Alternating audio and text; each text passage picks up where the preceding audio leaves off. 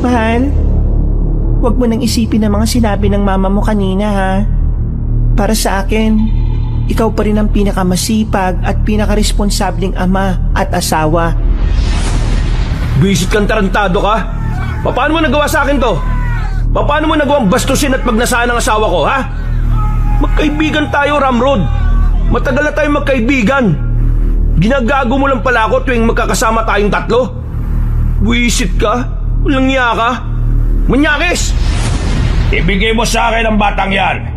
Kung gusto niyong mabuhay kayo. Kami nagsasabihin, dugo namin ang dumadaloy sa mga ugat niya.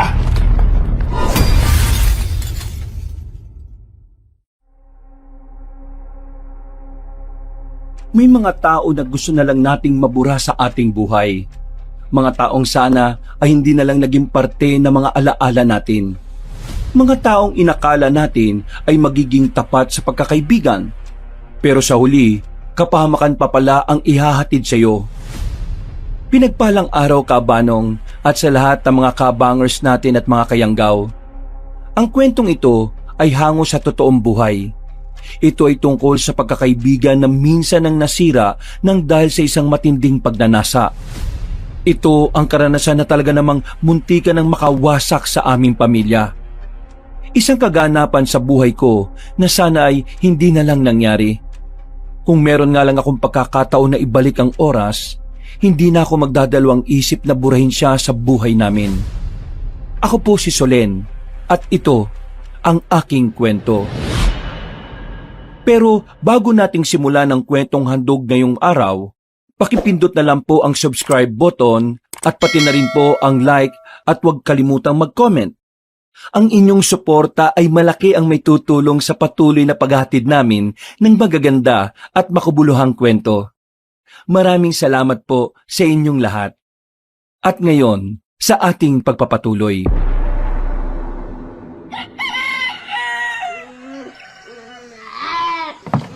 Visit naman buhay to, oh. Kaaga-aga, ang ingay-ingay ng anak ninyo. Hindi niyo ba matuturuan niya na manahimik? Iyak ng iyak. Kaunting ano lang iyak na. Diyos ko, napakayakin naman yan. Naman, bata lang yan. Huwag niyo nang patulan. Ganyan talaga mga bata Para ka namang hindi dumaan sa pagkabata. Hoy, hindi ako ganyan kakulit. Hindi ako ganyan kaingay. Nung araw kapag maingay kami, pinapalo kami kagad na magulang namin. Iyang sa inyo, kinukonsinti nyo pa Kahit nung ikaw naman hindi ka naman ganyan kaingay. Sa nanay ata nagmanay ang anak mong yan. Ma, hindi mo naman pwedeng kumpara yung kabataan mo sa kabataan ni Tantan. Magkaibang henerasyon naman kayo Hindi kayo pareho ng kinalakihan.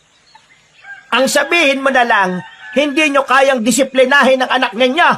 Masyado nyo kasing bine-baby. Nay, dinidisiplina naman po namin si Tantan. At saka, ang pag-iyak naman po hindi naman po masamang bagay Mas maganda nga pong nailalabas ng batang emosyon nila. Hindi naman po masamang bata ang anak namin. Kaya lang naman po siya umiiyak May gusto siyang bilhin. Pero wala naman pong pambili. Yun lang naman po. Yan! Diyan ka magaling, Solen. Ang konsintihin ng anak niyong iyakin. Diyos ko! Kaya siguro sa'yo nagmana yung anak mo Kasi ganyan ang pananaw mo. Ma, tama na. Tahimik na si Tantan Ikaw na ngayon ang maingay Sino hindi mag-iingay ha? Ang sarap pa ng tulog ko iistorben ako ng anak ninyo. Nakakabwisit ang buhay na ito. Bakit ba kasi hindi kayo bumukod? Nag-anak-anak kayo tapos dito pa rin kayo sa poder ko titira? Ito naman kasi si Solen. Alam mo namang walang magandang trabaho itong si Baron bumuka ka naman kagad. Hindi ka ba nag-iisip? Kung 9 years ago nag-isip kang babae ka, hindi ganito ang buhay mo. Para mo naman sinabing wala akong kwentang tao niyan, Ma. Ginagawa ko naman ang makakaya ko para maiahon sila sa hirap Bakit ba ganyan ang tingin niyo sa akin? Ay bakit? Masakit bang marinig ang katotohanan? Totoo naman hindi ba? Nag-asawa ka nang hindi ka handa. Tapos ngayon, sumisiksik ka sa magulang mo. Hindi ka ba nahihiya sa asawa mo, Baron? Gumawa ka ng pamilya kahit na wala kang kakayahan na bigyan sila ng maayos na buhay. Hindi naman po kami masyadong naghangad mula kay Baron. Ang gusto ko lang naman po simpleng buhay. Basta nakakakain ng 3 beses sa isang araw, masaya na po kami ron. Mabuting tao naman po si Baron eh. Masipag at responsableng asawa at anak. Yan! Sa ganyan ka talaga magaling, Solen eh. Ang konsentente nitong asawa mo. Akala mo ba uunlad kayo sa ganyang kaisipan mong babae ka? Huwag kang makontento sa kung ano lang ang kaya niyang ibigay. Dapat, palagi kang nagde-demand. Kasi karapatan yung mag-ina yon. Mag-isip ka nga. Ma, ano na naman ba tong ingay na to? Ang bihira naman oh. Dinig na dinig ko yung boses mo sa labas eh. Eh paano kasi itong kuya mo? Sinisimula na naman ako. Buisit na buhay to oh. Patahimikin niyo yung anak niyo ha. Matutulog ako. Alam niyo pagod ako sa trabaho ko kaya umayos kayo. Napabuntong hininga na lamang ako, Kabanong. Tiningnan ko ang asawa kong si Baron. Lugmok ang mukha niya. Ramdam kong nasaktan siya sa mga sinabi ng nanay niya. Noon pa man kasi, mainit na ang dugo ng nanay niya sa kanya. Sa halip kasi na tapusin niya ang pag-aaral niya, ay inuna niya ako at ang anak namin. Pero kahit na kailan, hindi ko kailanman tiningnan sa mababang paraan si Baron. Para sa akin, siya ang pinakamasipag at pinakamasikap na asawa. Ang kaso nga lang, madaling tablan si Baron ng masasakit na salita, lalo na kung nagmumula ito sa sarili niyang ina.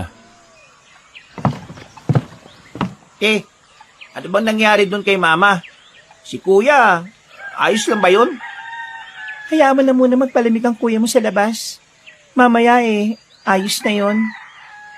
Naingayan na naman yata siya kay Tantan eh. Oo, kasi itong si Tantan, nakakita na naman ng laruan kanina sa bayan. Wala namang pambili yung ama niya. Kaya yan, iyak ng iyak.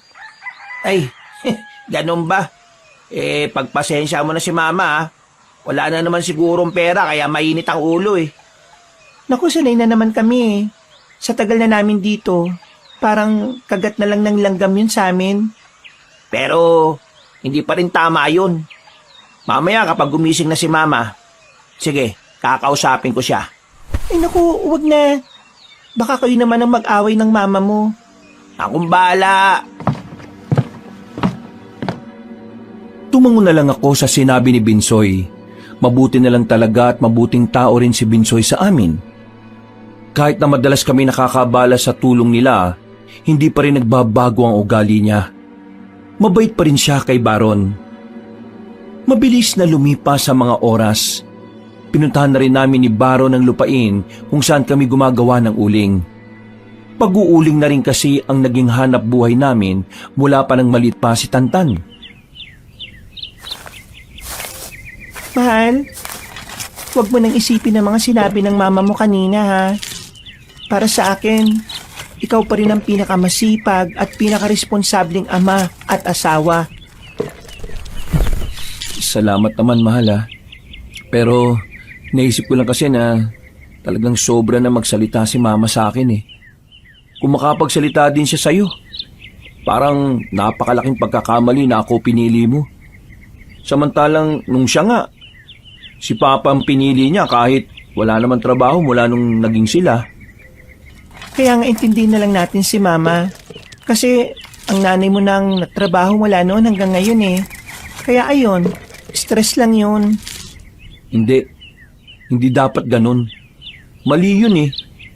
Huwag niyang idadamay ang ibang tao sa galit niya sa mundo. Pati anak natin na wala namang kamuwang-muwang sa mga hinaing niya, dinadamay niya. Pero huwag ka mag-alala, mahal. Kapag nakahanap ako ng mas magandang trabaho at nakapag-ipon na tayo, aalis tayo doon at bubukod tayo ng tirahan. Pero mahal, baka naman masyado mong pinupwersa ang sarili mo. Kalma lang ah. Magtiwala ka lang palagi sa sarili mo. Nakasuporta naman ako palagi sa iyo eh. Kaya nga, hindi ako nawawalan ng pag-asa eh. Kasi palagi ka nandyan para samaan ako sa lahat. Abi, oo naman. Kaya nga tayo naging mag-asawa, di ba? Oh, isakan na natin itong mga uling na ito at ang mailako na natin. Siguradong marami tayong benta nito kasi bukas pista na sa kabilang barangay.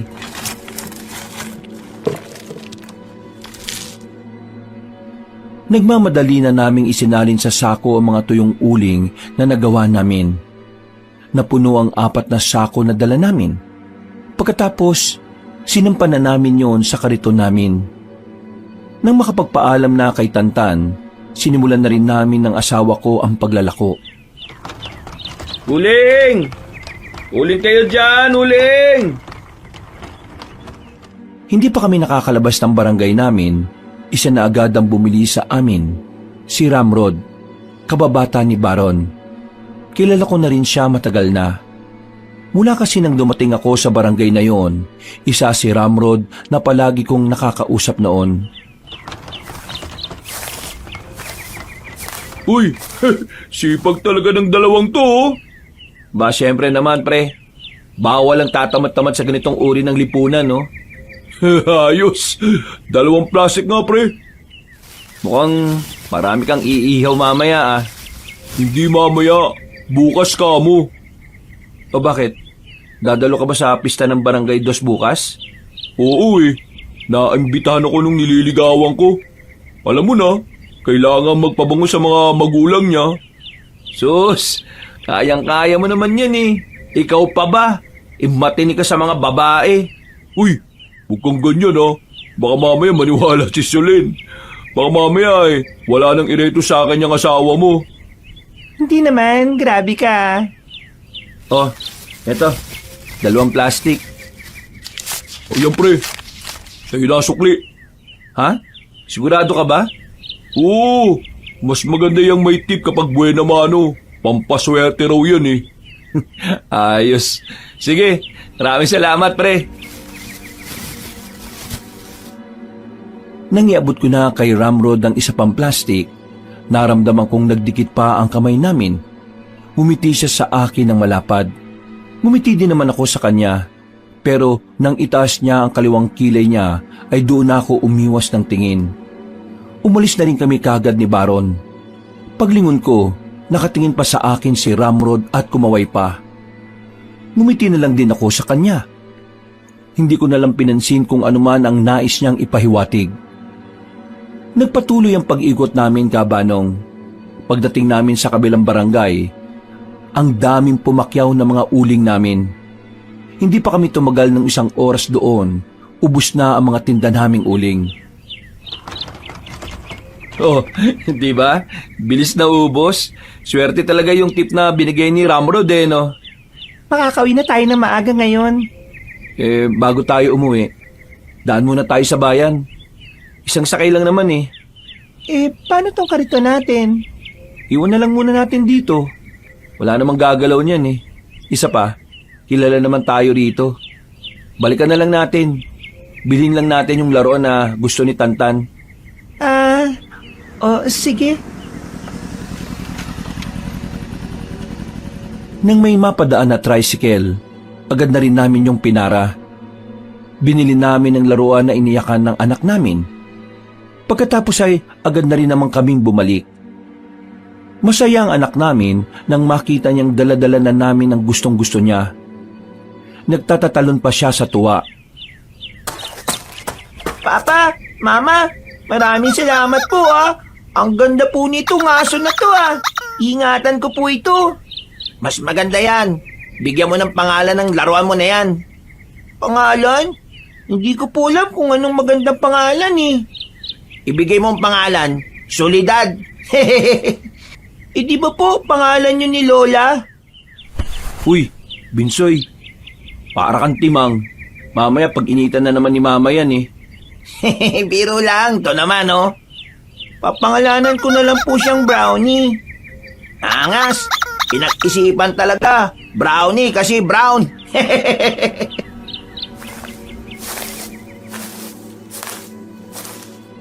Bigla kaming natahimik sa tawanan namin nang dumating ang biyenan ko. Dala-dala niya ang mga palangganang ginamit niya sa paglalaba. Nakatingin agad siya kay Tantan, nakasimangot, sa lubong ang kilay. Nakuha mo na ang gusto mo, kaya itik ko muna ang bibig mo. Naintindihan mo? Opo, Lola. Wala na nga pera spoiled pa. Buisit. Imbis na ibili ng pagkain binili pa ng laruan. Ma, Huwag niyo namang sabihin ng ganyan ng anak ko. Ay bakit, hindi ba totoo? Sabihin na natin totoo. Sa tingin mo, maintindihan ka ng bata. Sinenyasan ko si Binsoy na ilayo na muna sa amin si Tantan. Nararamdaman ko na naman kasi noon na magsasagutan na naman ang mag-ina. Kaya hinawakan ko na sa braso ang asawa ko. Pero hindi pa rin nagpatigil si Baron. Anong gusto mong sabihin ko? Kasinungalingan na ayos lang maging maluho kahit na wala kang pera. Ano bang pagiging maluho na pinagsasabi nyo? Laruan lang yan eh. Bagay na kailangan ng bata para ma-enjoy niya yung buhay bata niya. Mas maluho pa nga yung pagbili nyo ng mamahaling damit eh, kahit wala na kayong pera. Ano naman sa'yo? Pera ko naman yung ginagamit ko rito. Ano din ang pakialam mo? Kung binilan namin si Tantan ng laruan, pera ko naman yung ginamit ko doon. Nangingiba ako sa inyo? Hindi naman ah. Aba, naninigaw ka ba? Kasi nakakagago na yung ugali nyo eh. Palagi nyo nalang pinag-iinitan ng anak ko. Wala naman siyang ginagawa sa inyo ah. Bata lang yan oh. Ano ba problema nyo, ma? Problema ko? Kayong lahat! Mga pabigat kayo rito! Hindi kami pabigat dito. Dahil hindi kami nanghihingi ng pera sa inyo. Lumayas na kayo rito! Lumayas na kayong tatlo rito! Mga sampid! Wala kang karapatan na palayasin kami rito ah. Dahil si Papa ang nagpatira sa amin dito. Sa madaling salita, hindi mo to pamamahay. Wala kang karapatan dito. Asawa ko ng tatay mo, kaya meron akong Hindi porke asawa ka, pwede mo nang gawin ang gusto mo. Wala kang pangalan dito. Wala sa batas ang pangalan mo para palayasin kami rito. Kaya sa ayon sa gusto mo, dito kami titira hanggat wala kaming kakayahang makalipat ng bahay. Kung ayaw mo kami makasama, di ikaw ang umalis. Anong sinabi mo? Hindi mo narinig? Bingi ka ba? Ikaw ang umalis. Di ba ayaw mo kami makasama? Abay, ang kapal naman ang mukha mo magsalita ng ganyan ah. Akala mo kung sino ka? Wala na magandang patutunguhan ng usapan na to eh. Ganun na lang ang gawin natin. Kung ayaw mo sa amin, ikaw ang umalis. Kung ayaw mong umalis, magtiis ka na samahan kami rito. Inawat ko na ang asawa ko dahil nag-aalala na ako sa biyenan ko noong mga sandaling yon, Kabanong. Para kasi siyang aatakihin sa puso.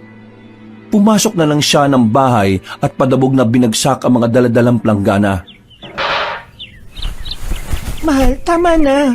Baka mamaya kung ano mangyari sa mama mo. Nakakainis na kasi siya eh. Pumasok na lang kami sa bahay. Hindi namin kasabay si Nanay Soledad sa hapunan nung gabing yon. Hinayaan na lang din namin na magpalamig ng ulo. Mga bandang 10:00, naglatag na kami para matulog. Pero inabot na ako ng 12:00. Hindi pa rin ako inaantok. Bumangon na muna ako. Nagtungo ako sa kusina namin sa labas. Kukuha lang sana ako ng mainit na tubig para makapagtimpla na lang ng gatas. Pero hindi ko inaasahan na nasa bakuran namin si Ramrod. Nagulat ako sa kanya. Buti na lang ay hindi ako nakasigaw nun. Oh, Ramrod, anong ginagawa mo rito? Gabing-gabi na. Gising pa ba si pare? Naku, tulog na. Maaga nakatulog yun eh. Kasi may bibigay sana ako mga kamuting kahoy eh. Kaso nasa bahay pa. Gusto mo ikaw na lang ang kumuha? Ha? Ngayon? Sana. Para bukas wala na akong iintindihin. Kasi gabing-gabi na eh. Hindi na ako lumalabas ng ganitong oras. Sige. Bukas. Subukan ko na lang ihatid dito. Ay, bakit nga pala gising ka pa, Solen? Nang tingnan ko siya, hindi ko alam kung bakit ako nakaramdam ng pagkailang. Kahit kasi medyo madilim, pakiramdam ko ay nakatingin siya sa buong katawan ko. Saka ko lang din napagtanto na manipis ang duster na suot ko. Wala pa akong bra. Nakapantulog na rin kasi ako noon. Hindi ko rin naman kasi inaasahan na makakausap ko siya sa mga oras na yon. Ha? Kasi hindi ako makatulog eh. Magtitibla lang ako ng gatas. Ganun ba? Oo eh. Malamig ang panahon ngayon Hindi ka dapat nagsusuot ng manipis. Pantulog ko kasi to eh. Kung sa bagay na bagay naman sa iyo yung manipis eh. Maganda ka naman eh. Sige, Pasok na ako. Pero, di ka pa nakakapagtimpla. Bukas na lang. Hindi ko na siya nilingon pa, Kabanong. Bumalik na ako sa loob ng bahay. Bago ko isara ang pintuan, nakita ko pa siyang nakangiti sa akin na parabang may ibang gustong ipahiwatig. Nung oras na yon, hindi na talaga ako komportable. Hindi ko maiwasang hindi mag-isip ng kung ano-ano. Noon pa man kasi, naramdaman ko na talagang may pagnanasa sa akin si Ramrod. Hindi ko lang masabi-sabi sa asawa ko dahil natatakot akong baka masira ang pagkakaibigan nila. Nawala lang ang pagdududa ko sa kanya nung medyo naging maayos ang pakikitungo niya sa akin. Pero nung gabing yon, parang nagbalik ang pagkailang ko sa kanya. Bumalik ako sa higaan, pero hindi na ako nakatulog. Hindi na mawala-wala sa isipan ko si Ramrod. Kinikilabutan ako sa kanya. Nakakaramdam ako ng pagkabahala, pero pilit ko na lang inaalis yon sa isipan ko. Kinaumagahan, hindi na muna ako sumama sa asawa ko sa paglalako ng uling. Hindi kasi ako nakatulog na maayos. Pumayag naman siya at sinabing magpahinga na lang ako. Ayos ka lang? Ha? Oo naman. Bakit? Kanina pa kasi kita napapansing tulala Inaantok ka pa ba? Matulog ka na muna. Ako nang bahala kay Tantan. Wala naman akong pasok Hindi. Ayos lang ako. Mamayang hapon na lang siguro ako matutulog. Mamaya mag-aasikaso na rin naman ako ng tanghalian natin Wala kang kote. Nanaginip ka ng aswang, no? Ha? Aswang? Hindi Bakit mo naman natanong yan? Wala lang. Ako kasi, madalas ako managinip ng ganun dati Tapos, pag nagigising ako, hindi na ako makatulog Alam mo, Binsoy, matagal nang wala ang mga aswang.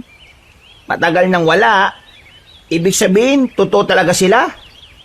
Sabi nila, oo. Totoo daw mga yon. Lalo na sa mga lugar na kagaya ng lugar natin. Totoo daw yon. Sa mga probinsya sila madalas Pero ngayon kasi, alam mo naman na medyo moderno na ang panahon natin. Ano kaya pakiramdam na makakita ng aswang, no? Nakakita ka naman ng gano'n, ate? Hindi pa. Pero ang sabi sa akin ng lola ko, nakakakilabot daw ang itsura nila. Hindi mo papangaraping makita. Mabuti na lang talaga na wala na sila ngayon no? Katatakutan talaga sila ng mga tao. Sandali lang Tulungan ko lang maligo si Tantan. Nagpaalam muna ako sa bayaw ko para asikasuhin ang anak ko. Pagkatapos kong paliguan si Tantan, agad na rin naman akong naghanda ng makakain namin.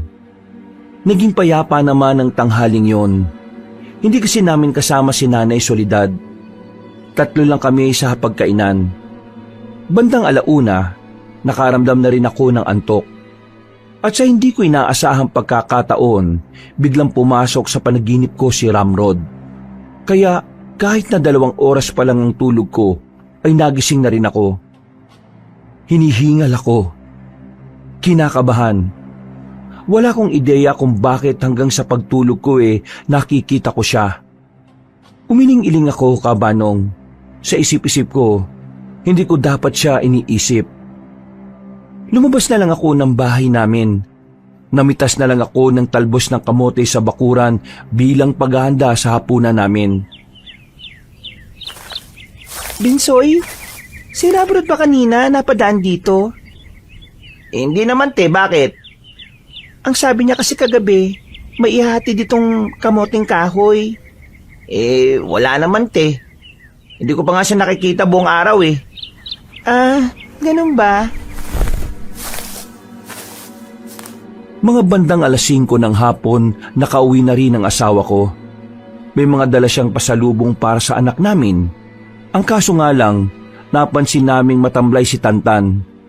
Kalaunan, hindi na rin normal ang temperatura ng katawan niya.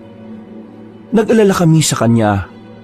Buti na lang, may natitira pa siyang gamot na maaari naming ipainom sa kanya.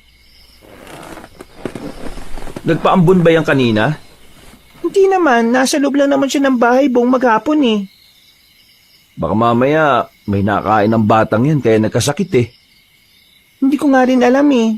Kanina naman kasi, ayos pa naman siya. Madaldal pa nga eh. Kakwentuhan pa nga ng kapatid mo eh. Di bale, painumin na lang natin ang gamot niya dyan. Noong mga sandaling yun, Kabanong, akala namin ay normal na lagnat lang ang dinadala ng anak namin. Kaya nagagawa pa namin siyang iwan kay Binsoy para makapaglako kami ng uling. Pero tuwing uuwi kami galing sa paglalako, palagi naming inaabutan ang anak namin na matamlay. Maglilimang araw na ang lagnat niya pero hindi pa rin nawawala. Nag-aalala na kami. Hindi rin namin siya madala sa ospital. Bukod sa wala namang kaming pera, wala rin namang masasakyan. Eh kung dali na kaya natin siya sa pagamutan, baka mamaya iba na yan eh. Nangangayayat ng anak natin oh. Ay, naku, ang problema eh. Wala naman tayong masakyan. Maya-maya, biglang dumating si Binsoy. Oh, ano sabi ni Ramrod? Pwede mo nating mahiram yung truck nila? Hindi raw eh. Sira daw ang preno ng truck nila. Baka raw maaksidente pa tayo kapag ginamit natin. Sandali lang. Dito lang muna kayo. Kasi kasuhin niyo si Tantan ha. Hahanap lang ako ng mahihiram na masasakyan natin. Kapag nakahanap ako, padadala na natin siya sa ospital. Nagmamadaling umalis ang asawa ko, Kabanong, habang ako naman ay nasa tabi lang ng anak ko. Hindi mawala-wala ang pag-aalala ko sa kanya. Kitang-kita ko ang malaking pagbabago ng katawan niya. Malaki ang ipinayat ni Tantan kahit 5 araw pa lang siyang nilalagnat. Ate, kung maghanap na lang kaya tayo ng albularyo. Sa kabilang barangay may albularyo doon eh. Matutulungan niya tayo para magamot si Tantan. Albularyo? Mapagkakatiwalaan ba yung mga yan? Eh di ba ang iba sa kanila manloloko lang ng pasyente? Kunwari, mapapagaling pero hindi naman pala. Yung albularyo sa kabilang barangay, mapagkakatiwalaan naman daw yun. Kasi kakilalo yun ng kaklase ko eh. Subukan lang natin. Baka lang naman maging epektibo eh. Kapag nakabalik na ang kuya mo, sabihin natin kaagad. Maya-maya pa, bumukas na naman ang pintuan. Ma, buti na lang dumating ka. May kilala ka bang merong sasakyan? Hindi pa rin kasi nagiging maayos si Tantan eh. Balak namin dalhin sa ospital. Nako, gastos na naman. Tinatanong kita kung may kakilala ka. Kung wala, huwag ka na lang magsalita kung wala kang may tutulong. Tingin mo ba may kakilala akong may sasakyan? Eh lahat ng kumari ko eh, mahihirap din. Mag-isip ka nga. Yan kasi, malikot kasi masyado yung batang yan eh, kaya nakakasakit eh. Sinisi mo pa yung bata, ma? Parang hindi mo ito apo ah. Masok ka na nga lang sa kwarto mo.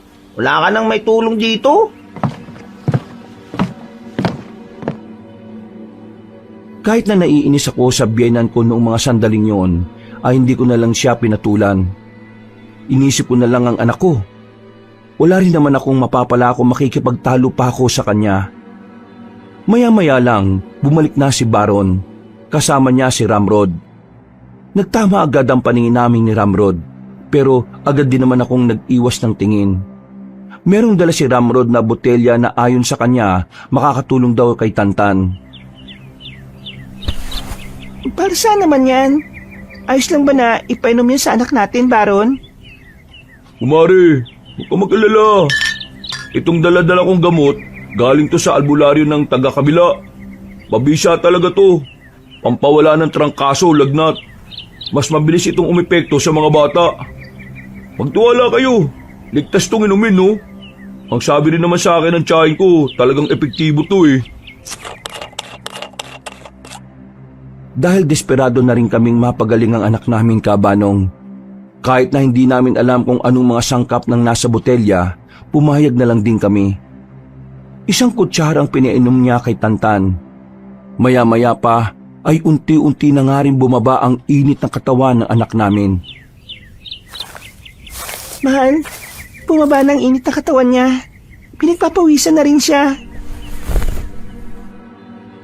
Napangiti na lamang ang asawa ko nang ibalita ko yun sa kanila habang nasa bakuran silang tatlo. Halos 1 oras lang din ang hinintay namin, pero talagang may maganda ng progreso sa katawan ni Tantan. Diyos ko, buti naman. Kinabahan na ako kasi akala ko kung ano na nangyari kay Tantan eh. Paring Ramrod, maraming salamat talaga ah. Wala yun. Naanak ko naman si Tantan eh. Parang anak ko na rin kumbaga. Kaya ginawa ko lang yun kasi mahalaga sa akin yung bata. Nakatingin na naman sa akin si Ramrod kaya sa ibang direksyon na lang ako tumingin kabanong. Sobrang naiilang talaga ako sa kanya. Lalong-lalo na kapag naaalala ko kung paano niya akong ngitian sa panaginip ko. Paglulutuan ko ng sabaw ang anak natin para mas mailabas niya pa yung lagnat niya. Ate Solen, ako nang bahala sa sabaw. Bantayan mo na lang si Tantan. Baka kasi bigla siyang magising wala ka. Sige, maraming salamat, Bayaw. Nung gabing yon, ay nakahinga na rin ako ng maluwag. Nang magising na si Tantan, parang himala na nawala na ang kanyang lagnat. Masigla na siya ulit kumain. Madaldal na rin. Nagtataka ako noon kung ano ba talaga ang gamot na pinainom ni Ramrod kay Tantan. Pero nagpasalamat na lang ako dahil madaling gumaling ang anak ko. Kinabukasan, naging normal na ulit si Tantan. Nakakapaglaro na rin siya. Hinayaan na lang namin para mas madali niyang maibalik ang nawalang lakas sa kanya. Bandang 10:00 ng umaga, bago kami kumain ay isang sermon muna ang namayanin na naman sa bahay. Ano nang gagawin mo sa buhay mo ngayon? Tatanga ka na naman dito sa bahay? Magiging pabigat ka na naman? May matino ka kasing trabaho. Bakit ka pa umalis-alis? Hindi ka talaga nakikinig sa akin kahit na kailan may. Hindi ako umalis. Inalis ako. Siguro, may ginawa ka kasing katarantaduhan kaya ka inalis sa trabaho mo. Minsan kasi may kasamaan din ang ugali mo Yan sigurong dahilan kaya ka tinanggalan Malinis ako magtrabaho, ma. Wala akong ginagawang masama. Siniraan lang ako. Ninsoy, ano ba talaga nangyari? Meron kasing nawawalang gamit sa trabaho. Di ko alam kung paano napunta sa bag ko Alam ko, may nananabutay sa akin. Gusto nila akong alisin kasi naiinggit sila sa trabaho ko. Ako kasi, palaging pasado mga gawa ko Sa kanila, puro palpak. Yan ang magagawa ko ron. Yung ebidensya, nakita mismo sa bag ko. Kahit na anong paliwanag ko hindi na talaga ako pinakikinggan ng manager namin Lintik na manager yun. Palagay ko talaga kasabwat siya ng mga katrabaho ko Lahat sila inggit sa akin Sus, ang sabihin mo, ginawa mo talaga yon. Kilala kita, Binsoy. Nung nag-aaral ka pa, nagnakaw ka rin ng hindi sayo. Kaya hindi malabong, yun. Oo, nagnakaw ako ng pera. Pero, kaya ko lang namang ginawa yun kasi pinapapasok mo ko ng walang baon. Iba ngayon, may pera na ako May maayos akong trabaho. Bakit ko gagawin yun? Isa pa, matagal ko na kinalimutan ng ganun. Hindi na ako kasing gago kagaya ng dati, no? Ma, seryoso ba? Naniniwala ka talagang kaya kong magnakaw? Sarili mong anak? Sus! Yan kasi ang napapala mo kapag madamot ka. Sarili mong nanay hindi mo nga mabigyan. Sinosolo mo lang kasi yung kita mo. Kung ikaw lang naman ang nanay na bibigyan ko, abay wag na. Makasarili na ako, Aray! Isang malakas na sampal ang binigay ni Aling Soledad. Ang kapal ng mukha mo magsalita sa akin ng ganyan? Kung singilin kaya kita sa lahat ng sinakripisyo ko sa iyo noon. Alam mo, kung bibigyan lang ako ng pagkakataong ipanganak uli, mananalangin ako na sana, hindi na lang ikaw ang maging magulang ko Sabay alis ni Binsoy sa harapan ng kanyang ina. Huwag ka na makabalik-balik dito! Wisit! Hindi na kami nagsalita ng mister ko. Nung umalis na rin ang biyanan ko, saka na kami nagsimulang kumaing tatlo. Hinawakan ko na lang ang kamay ni Baron para pakalmahin siya. Lumipas pa ang mga araw. Madalang na lang umuwi si Binsoy sa bahay. Ang sabi niya sa amin, nakikitira na muna siya sa isa sa mga kaibigan niya. At dahil walang may iwan kay Tantan tuwing maglalako kami, mag-isa na lang munang naglalako ang asawa ko ng uling. Mahal, sensya na. Ako na munang bahala sa anak natin. Kapag naubos ng maaga tong mga uling, bibilang ko na lang kayo ng pagkain. Sigurado ka bang ayos lang na mag-isa ka? Oo naman, oh. Bakit naman hindi? Ginagawa ko naman to para sa inyo eh. Nag-aalala lang ako sa'yo. Baka kasi napapagod ka na. Hindi ako mapapagod basta para sa inyong dalawa ni Tantan. Sa ngayon, kailangan na muna natin magtiis. Magiging maayos din naman ang lahat, mahal.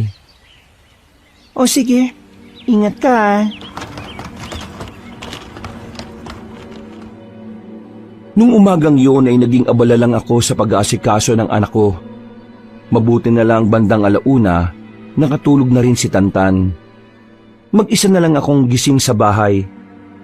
Pagtingin ko sa ulap ay parang nagbabadya ang ulan.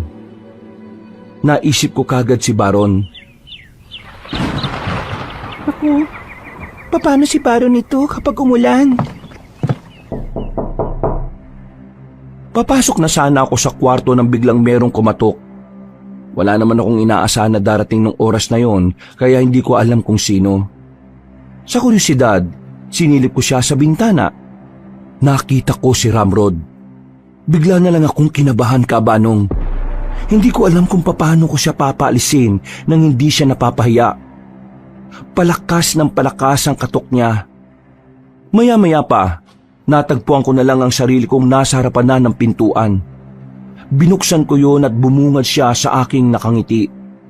May dala-dala siyang supot ng prutas. Ramrod, anong ginagawa mo rito? Nandito ako para dala ng inaanak ko ng mga prutas. Maraming salamat ah. Pero wala rito si Baron eh. Hindi naman si Baron ang pinunta ko rito eh. Ang inaanak ko. At syempre, ikaw na rin. Ha? Ako? Oo, ikaw. Bakit? Masama bang kausapin ka dito eh? Ikaw lang naman ang makakausap dito. Si Aling Soledad naman, mahirap kausap yun, di ba? Medyo naiilang na ako noong mga sandaling yon. Pero hindi ko rin alam kung bakit hindi ko siya magawang paalisin. Umupo siya sa harapan ng lamesa. Ako naman ay nakatayo lang sa harapan niya. Oh, bakit naman ayaw mong umupo? Upo ka oh. Mag-usap lang tayo. Boring naman sa bahay eh. Ano bang pag-uusapan natin? Kahit ano. Huwag kang maya. Ano ka ba? Para namang hindi kita kumari. Wala akong maisip na pag-usapan eh. Solen, tingin mo, kung ako yung una mong nakilala, tayo kaya yung magkakatuluyan? Ha? Ano pinagsasabi mo dyan? Naitanong ko lang naman. Kasi nung nagkakilala kayo ni Baron, medyo close naman na tayo nun eh. Nagtaka nga ako nung bigla ka na lang umiiwas sa akin. Siguro dahil kay Baron, kasi syota mo na yun nun eh. Tapos, kaibigan ko naman siya. Ramrod, hindi ako komportable na pag-usapan itong mga ganito eh. Kung ayos lang, umuwi ka na muna. Nagbabantay kasi ako sa anak ko eh. Ha? Okay. Uwi na ako. Pero Solen, ang sexy mo ngayon ha. Tumawa pa siya sa akin ng nakakaloko matapos tingnan ng buong katawan ko. Kahit na maayos naman ang suot ko at hindi ka bastos-bastos, nagawa pa rin talaga niya akong pagnasaan. Pag-alis niya, nakahinga ako ng maluwag. Habang patagal ng patagal, paiba na ng paiba ang nararamdaman ko sa kanya. nakakatakot, nakakakilabot. Hindi niya iniisip na asawa ko ang kaibigan niya. Pero kahit na gano'n na nangyari, hindi ko pa rin yung sinabi kay Baron. Natatakot kasi ako na baka biglang magkaroon ng malaking gulo kapag nalaman niya. Kaya habang kayo ko pang tiisin, inililihim ko pa rin. Lumipas ang ilang araw, nagpatuloy lang si Ramrod sa mga pahaging niya. Hindi ko nalang pinapansin, Kabanong, pero pansamantalang nawala sa kanya ang atensyon ko dahil sa mga nangyayaring kababalaghan sa amin. Sa mga nagdaang araw kasi, hindi lang ako, kundi pati na rin ang anak ko ang nakakaramdam na parabang may nagmamasid sa bahay namin. Mahal? Mahal? Oh, bakit mahal? Naririnig mo ba yon? Ha? Ang alin? Parang may naglalakad sa labas eh. Mahal, natural lang na may maglakad sa labas. Daanan yun eh. Hindi. Ibig ko sabihin, dito sa bakuran natin, parang may tao eh. Ang daming kaluskos eh.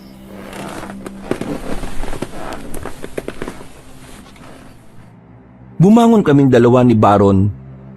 Sandali kaming nakiramdam. Maging siya ay narinig na rin yun, kaya napaisip na rin siya kung anong meron. Kinuha na niya ang itak sa gilid ng pintuan. Dito ka lang ha. Lalabas ako.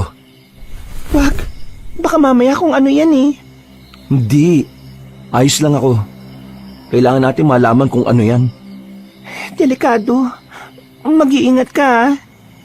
Sige, akong bahala. Sumilip si Baron sa labas, pero pagtingin niya roon, wala naman siyang nakitang kahit na ano. Bumalik siya sa bahay na dismayado ang muka. Mahal, hindi kaya guni-guni lang natin yon? Mga pusang itim lang naman ang nakita ko ron eh. Pero mahal, ilang gabi ko nang nararamdaman to eh. At hindi lang ako ah. Kahit ang anak natin, si Tantan, naririnig niya rin to. Nung nakaraan, ginising niya ako. Ang sabi niya, may nakikita siyang nakatayo sa labas. May mga anino raw. Eh bakit ngayon mo lang to sinasabi sa akin? Eh kasi masarap na ang tulog mo eh. Ayaw na kitang abalahin o gisingin. Eh ano pang nararamdaman at nakikita nyo? Kagabi, meron naman akong narinig na parang tunog ng paniki sa may bandang kusina natin. Tapos nung bugawin ko eh, bigla nang nawala. Ay nako, kung ano man yung mga yan, mahayayari sa akin yung mga yan. O sige na, balik na sa kwarto. Akong bala, magbabantay ako, patulog ka na. Ako na lang ang magbabantay. Maglalako ka pa ng uling natin bukas eh. Hindi na muna ako maglalako. Mas mahalaga sa akin ang kaligtasan yung mag-ina ko. Hindi na rin ako nakatulog ng oras na yon, Kabanong. Wala rin namang nagpaparamdam na kakaiba sa mga sumunod na oras. Sumapit ang umaga ay sakalang napanatag ang kalooban ko. Dahil sa pangyayaring yon, mas maaga nang umuwi ng bahay ang asawa ko. Sabi kasi ni Baron, mas mainam kung kasama namin siya sa bahay kapag kumagat na ang dilim. Bagay na nagpagaan kahit papaano ng kalooban ko. Hindi ko rin kasi naman maaasahan ang biyenang ko. Kahit kasi kasama namin yung sa bahay, ay wala naman siyang pakialam sa amin. Isang gabi, magkakasabay kaming kumain ng hapunan. Kakaiba ang gabing yon dahil kumpleto kami. Himalang, hindi nagtatalo ang biyenan ko at bayaw ko. Tahimik lang, payapa. Pero ramdam ko ang tensyon sa pagitan nilang dalawa. Papa, meron po akong nakitang lalaki nung nakaraan. Sa may gilid po ng bahay natin. Namumula po yung mga mata niya eh, tapos kulubot po yung mukha niya. Ano po yung Papa? Napatigil kami sa pagmuya ng mga sandaling yun, Kabanong. Lahat kami napaisip sa sinabi ni Tantan. Ang biyenang ko naman ay sumalubong agad ng kilay. Parang iritang-irita siya sa naririnig niya. Hay, ikaw Tantan. tigil-tigilan mo na kasi kakabasa mo ng comics na dala nitong tiyuhin mo. Kung ano-ano lang yung pinagsasasabi mo eh. Ito naman po talagang sinasabi ko eh. May nakita po talaga ako, Lola. Wala ka na ba talagang ibang gagawin kundi bigyan ng problema tong pamilyang ito? Ma, magdahan-dahan ka naman sa pananalita mo. Hindi matanda ka usap mo. Totoo pong sinasabi ni Tantan. Ay nako, ginatungan pa ng siraulong ina. Kuya, ate, ano yung sinasabi nyo? Nitong mga nakarang araw nararamdaman namin tuwing madaling araw, parang may umaaligid sa bahay. May mga kaluskos, may mga kakaibang tunog. Tapos nung nakaraan nakakita si Tantan ng lalaki. Yun nga yung sinasabi niya. Buntis ka ba? Ha? Ako buntis? Hindi Bakit mo naman naitanong? Baka kasi inaaswang kayo. Baka buntis ka lang naman. Hindi ako buntis, no? Wala na nga kaming oras sa ganun Isa pa, kontento na kami kay Tantan. Nako, kunwari pa. Sabihin nyo na kung buntis ka. Hindi yung magkakaila ka dyan tapos lolobo na lang bigla yung tiyan mo. Nay, hindi nga po. Kung hindi, bakit may mga kaswang dito? Wala pang kasiguraduhan na aswang nga yun, Ma. Kaya wag na muna kayong mag-isip ng kung ano-ano. Yung mga sinasabi nyo, wala namang may tutulong Kuya, gusto niyo bang tumawag na ako ng albularyo para malaman natin kung ano ba talaga nangyayari dito?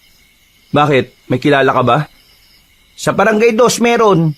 May kaklase ako ron Sabi niya, meron daw albularyo sa kanila na magaling. Baka lang naman matulungan niya tayo. O sige, mamayang hapon, puntahan natin.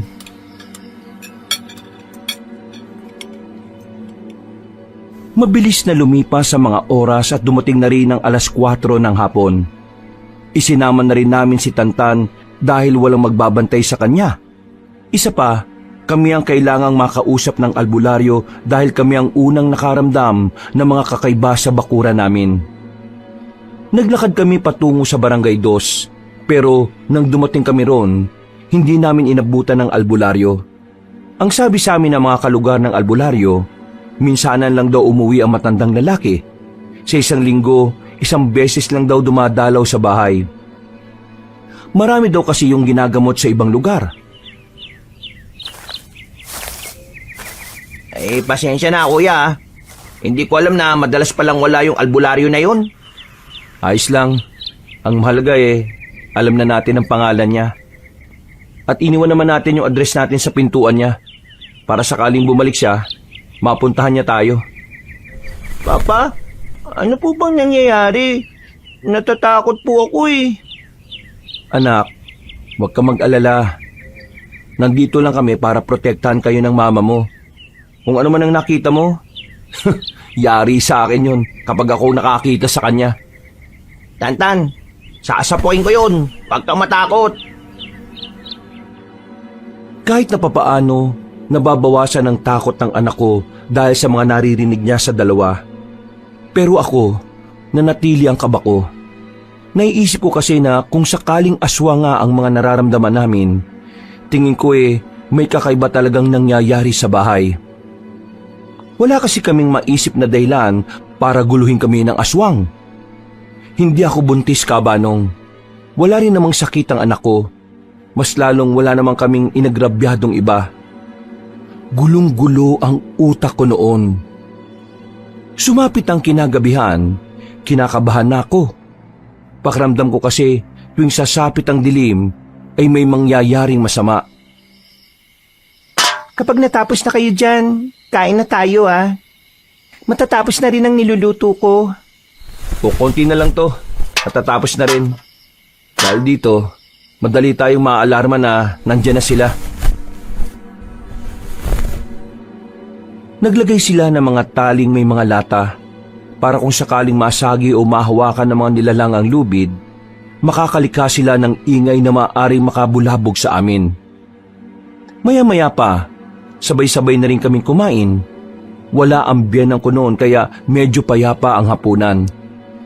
Pagkatapos, si Binsoy na ang nagkusang loob na hugasan ng mga plato. Dakong 9:00 ng gabi, tahimik na ang buong paligid.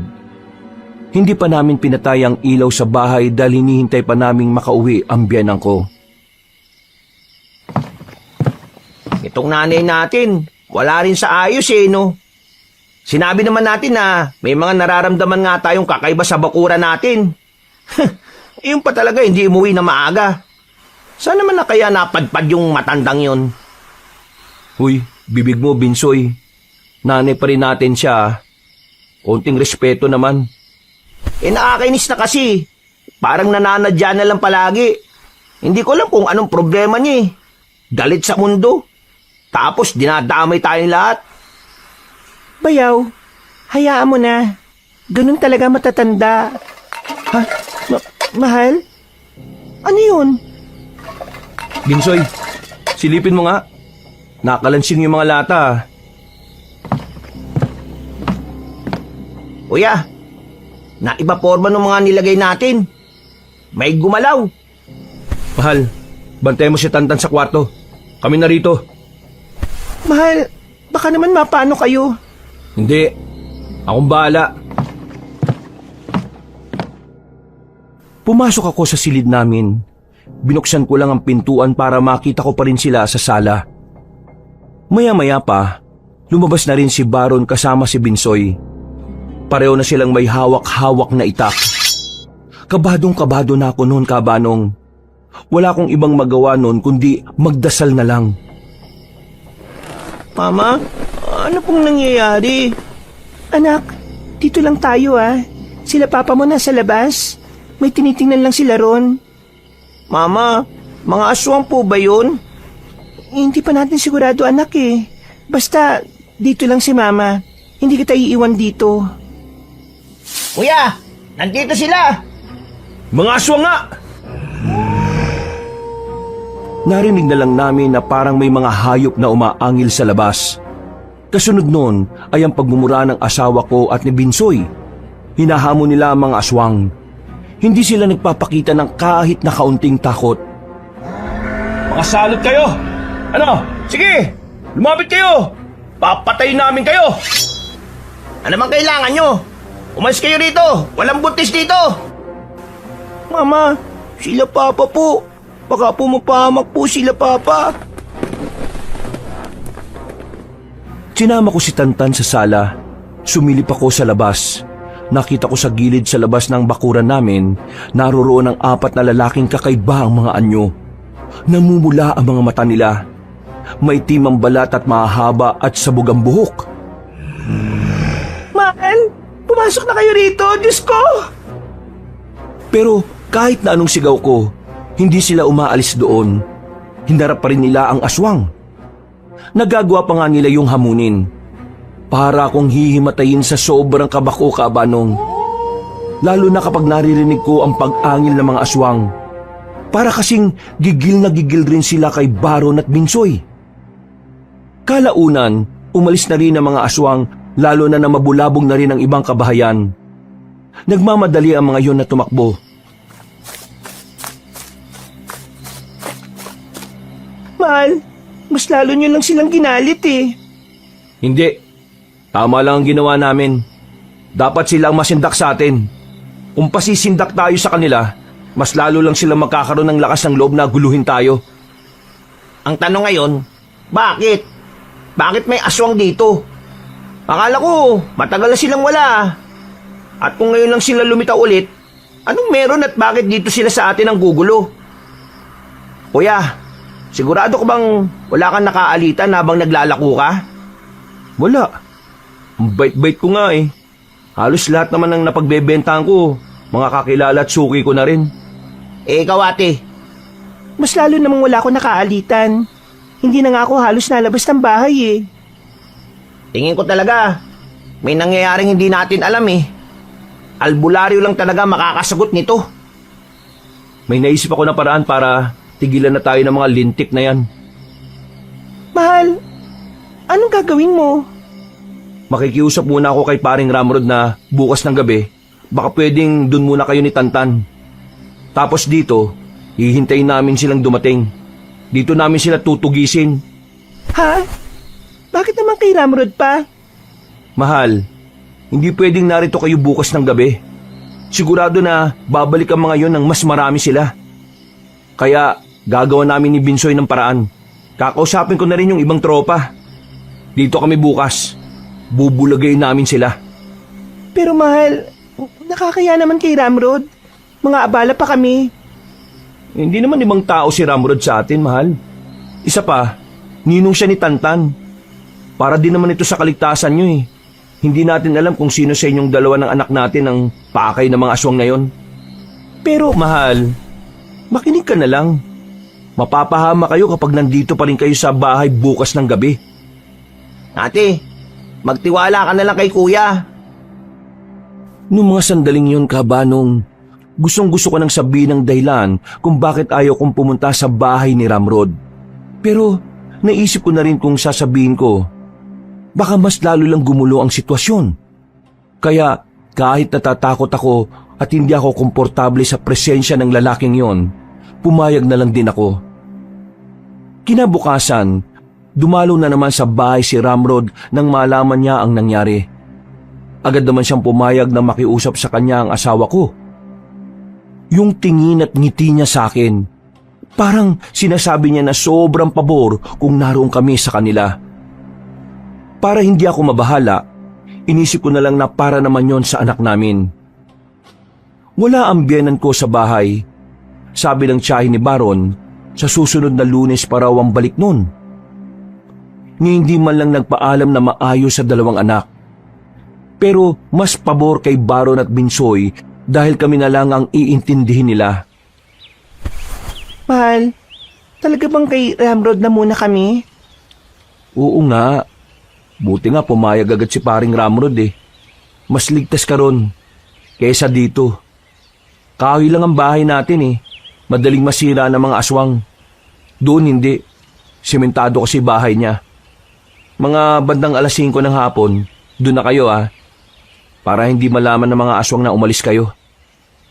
Eh yung albularyo ba? Anong balita? Wala pa rin eh. Hindi pa rin nakakabalik ng bahay niya. Hindi lang dahil sa aswang kaya ako kinakabahan ng mga sandaling yun, Kabanong. Kabado rin ako sa ideyang makakasama ko si Ramrod sa iisang bubong. Sa pagkakaalam ko, siya lang mag-isa sa bahay niya. Bagay na kinababahala ko. Alam at ramdam ko kasi na meron siyang pagnanasa sa akin. Pero kinailangan kong tiisin yun para hindi ako makaabala sa mga pinaplano nila. Sumapit ang 5:00 ng hapon. Hinatid na kami ni Baron sa bahay ni Ramrod. Ang lapad ng ngiti niya. Parang tuwang-tuwa siya na doon kami tutuloy. Pare, ngayong gabi lang naman eh. Ikaw na munang bahala sa mag-ina ko ha. Oo naman oh. Ako na munang bahala sa kanila. Wala kang dapat ipag-alala. Ligtas sila rito. Maraming salamat pre ha. O mahal, kailangan na namin makabalik. Papatayin namin yung mga lintik na aswang na yun. Mag-iingat kayo, mahal ah. Tantan, papakabait ka sa ninong mo ha. Opo, Papa.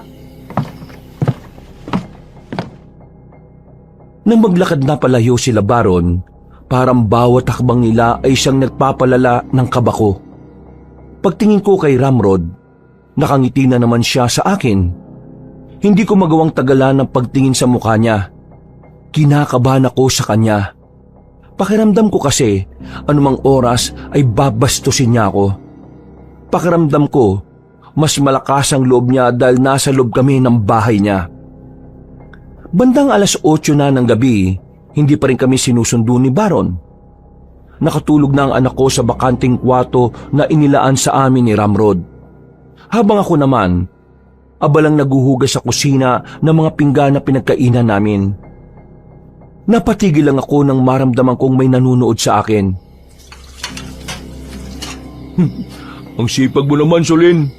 Kaya siguro, mahal na mahal ka ni kumpare. Hindi ko siya sinagot. Tuloy-tuloy lang ako sa ginagawa ko. Hindi ko kayang titigan siya lalo na't mas malakas ang loob niya noong mga sandaling yon. Maganda na. sexy, masipag, at higit sa lahat, malakas ang apil. Ang swerte ni paring Baron. Kahit ako rin mababaliw eh. Pero kakaiba rin pala talaga pakiramdam na makasama ka sa iisang bahay no? Parang misis na kita. Ramrod, nakakabastos na yung mga sinasabi mo ha. Kung pwede lang, iwanan mo na lang ako rito. Uy, teka. Paano namang nakakabastos? Ipinupuri lang naman kita. Totoo naman di ba ang sinasabi ko? Maganda ka, sexy, masipag, at malakas ang apil. Oh, anong masama namang sinabi ko, Aber? Kaibigan mo ang asawa ko. Ninong ka ng anak ko. Hindi tama na nagsasabi ka sa akin ng ganyan at tayong dalawa lang dito. Iba rin ang tono ng pananalita mo eh. Hindi magandang pakinggan, Ramrod. Okay, sige.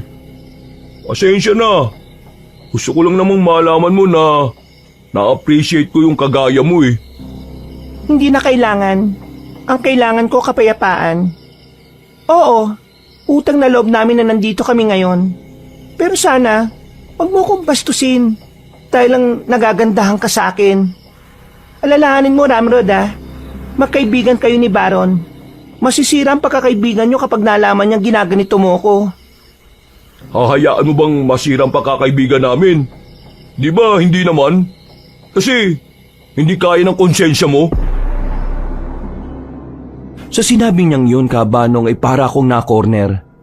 Hindi ko alam kung papaano nalaman niya na totoong ayaw kong makasira ng pagkakaibigan. At ang bagay na yon, tingin ko ay gagamitin niya sa akin para lalong hindi ako makapagsumbong. Maya-maya, naramdaman ko na lang na nasa likuran ko na siya. Unti-unting dumidikit ang katawan niya sa likod ko at naramdaman ko ang baba niya na nakapatong sa balikat ko. Kinilabutan ako, Kabanong. Parang mas natakot pa ako doon kaysa sa nagpaparamdam ng mga aswang. Sulin, tayong dalawa lang ang narito. Walang makakaalam.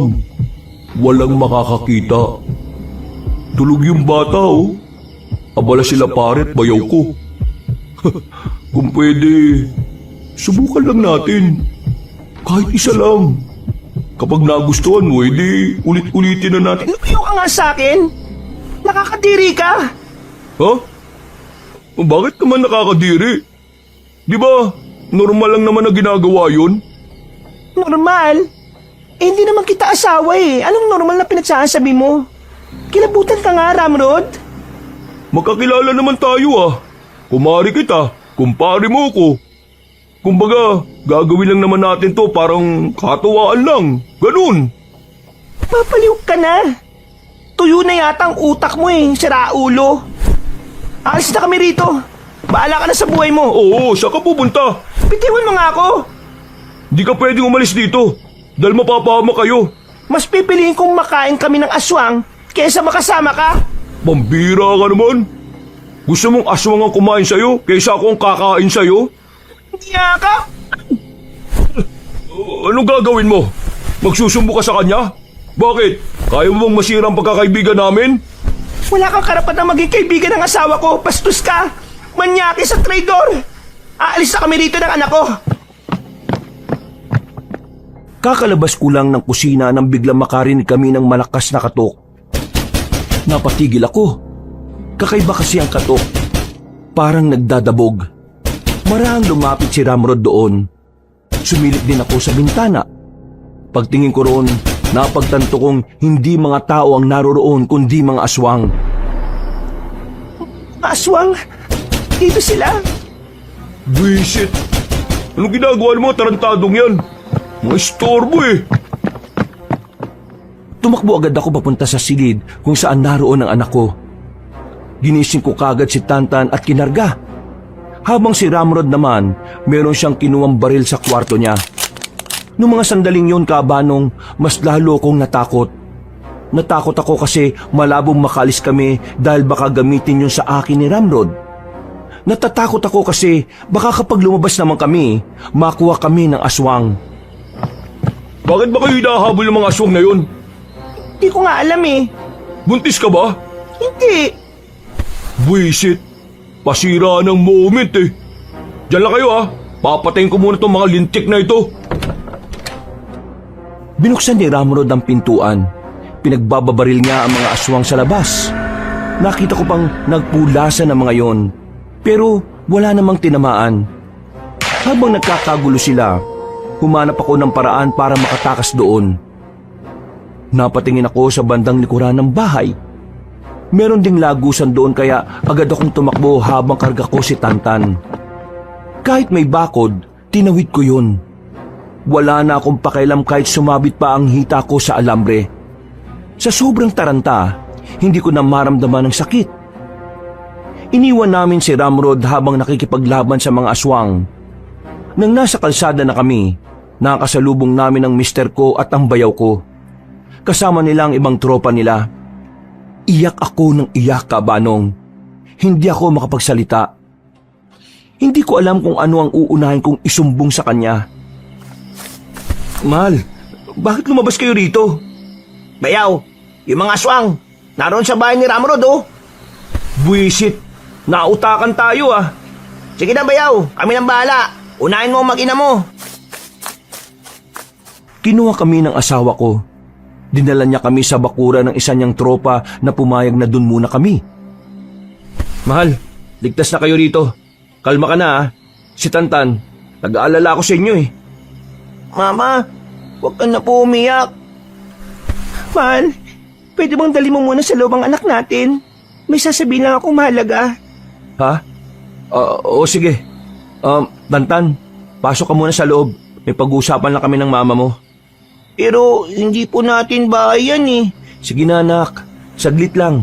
Pwede ka naman dyan eh. Bahay yan ng kaibigan namin. Pagpasok ng anak namin doon, hindi na ako nagsayang pa ng oras.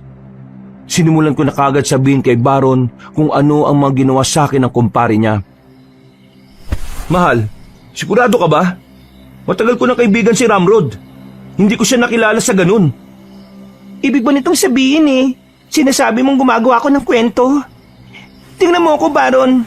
Takot na takot ako. Hindi dahil sa mga aswang. Takot ako dahil sa kanya. Baron, matagal na niya akong binabastos. Matagal na niya akong pinagpapantasyahan.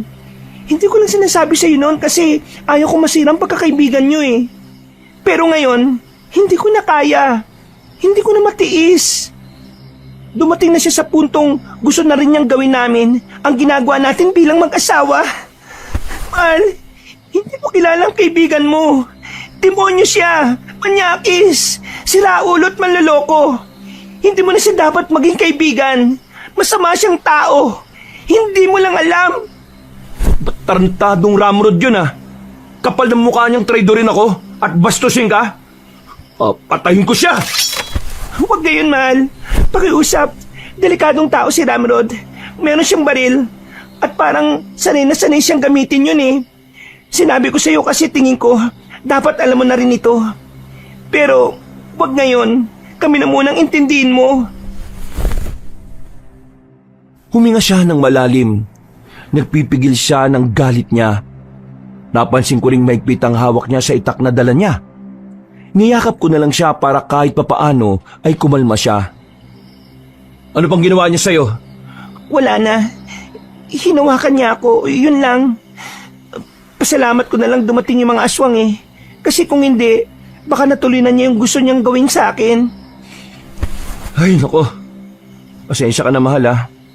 Ang tagal ng panahon na ginagawa sa ito ni Ramrod pero hindi ko man lang nahahalata. Wala kang kasalanan, mahal. Alam kong masyado ka lang abala sa pagkayod para sa amin. Pero ngayon, alam mo na, panatag na ang kalooban ko dahil alam kong hindi mo nahahayaan na mangyari pa yon. Ang isipin mo muna ngayon ay kung bakit kami sinusundan ng aswang. Doon na muna kami nagpalipas ng oras.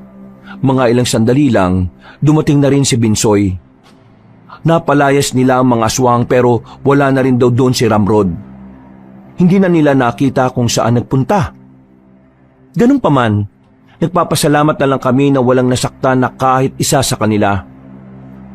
Ang sabi pa ni Binsoy, kusang umalis sa mga aswang nang makitang marami ng tao ang tumutugi sa kanila. Takot ang mga aswang kapag mas maraming kumakalaban sa kanila. Kaya sa susunod, mas magandang sama-sama tayo ulit. Baka matakot na silang lumapit sa atin.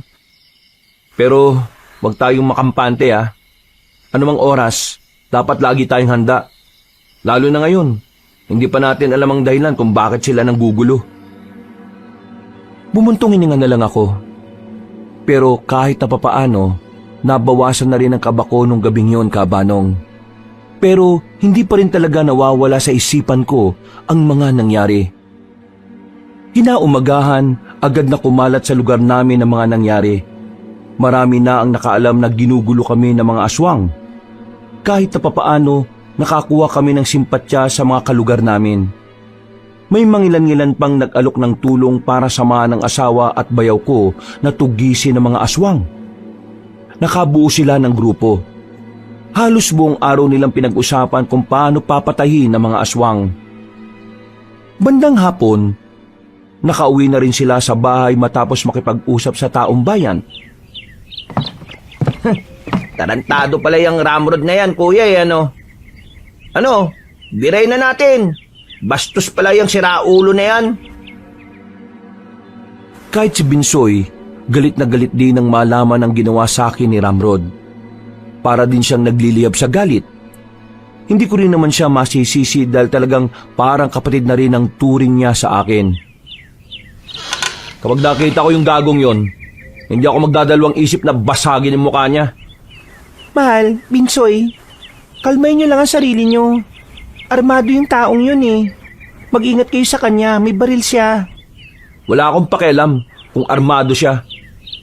Huwag niya lang bibitiwan yung baril niya kasi kung hindi, lulumpuhin ko talaga siya. Pupunuin ko ng pasa yung pagmumukha ng siraulong yun. Pati nga lang alam nung sisipain ko. Pero, wag na muna natin siyang intindihin. Mas unahin natin ang gagawin natin mamayang gabi. Sa nangyari nung nakaraan, malakas ang kutob kong babalik sila ng mas marami. Huminga ng malalim ang mister ko.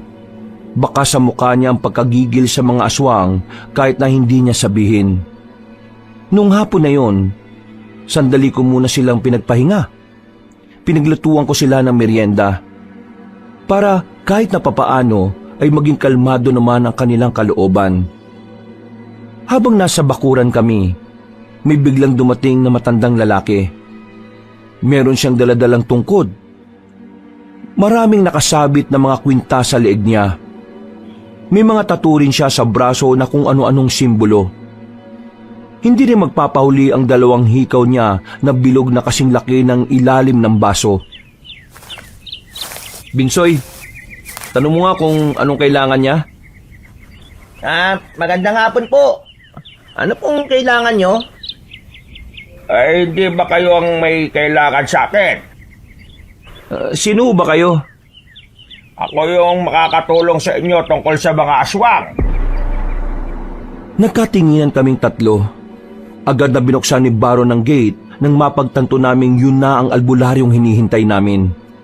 Pinaupo namin siya at pinaghandaan ng kape. Pangiti-ngiti pa siya habang sinusuyod ng tingin ang buong paligid. Nabalita ako sa aking mga kalugar na nakailang balik kayo sa bahay ko. Ay, pasensya na at ako ilang araw na hindi nakauwi eh. Gawa na rin ng marami akong ginagamot sa ibang lugar. Pero ngayon, sige, ikwento nyo sa akin ang nangyari. Kailan nagsimula ang problema nyo sa aswang? Mula nang gumaling ang anak namin sa ilang araw na lagnat, bigla na lang kaming nakaramdam ng kakaiba sa paligid namin.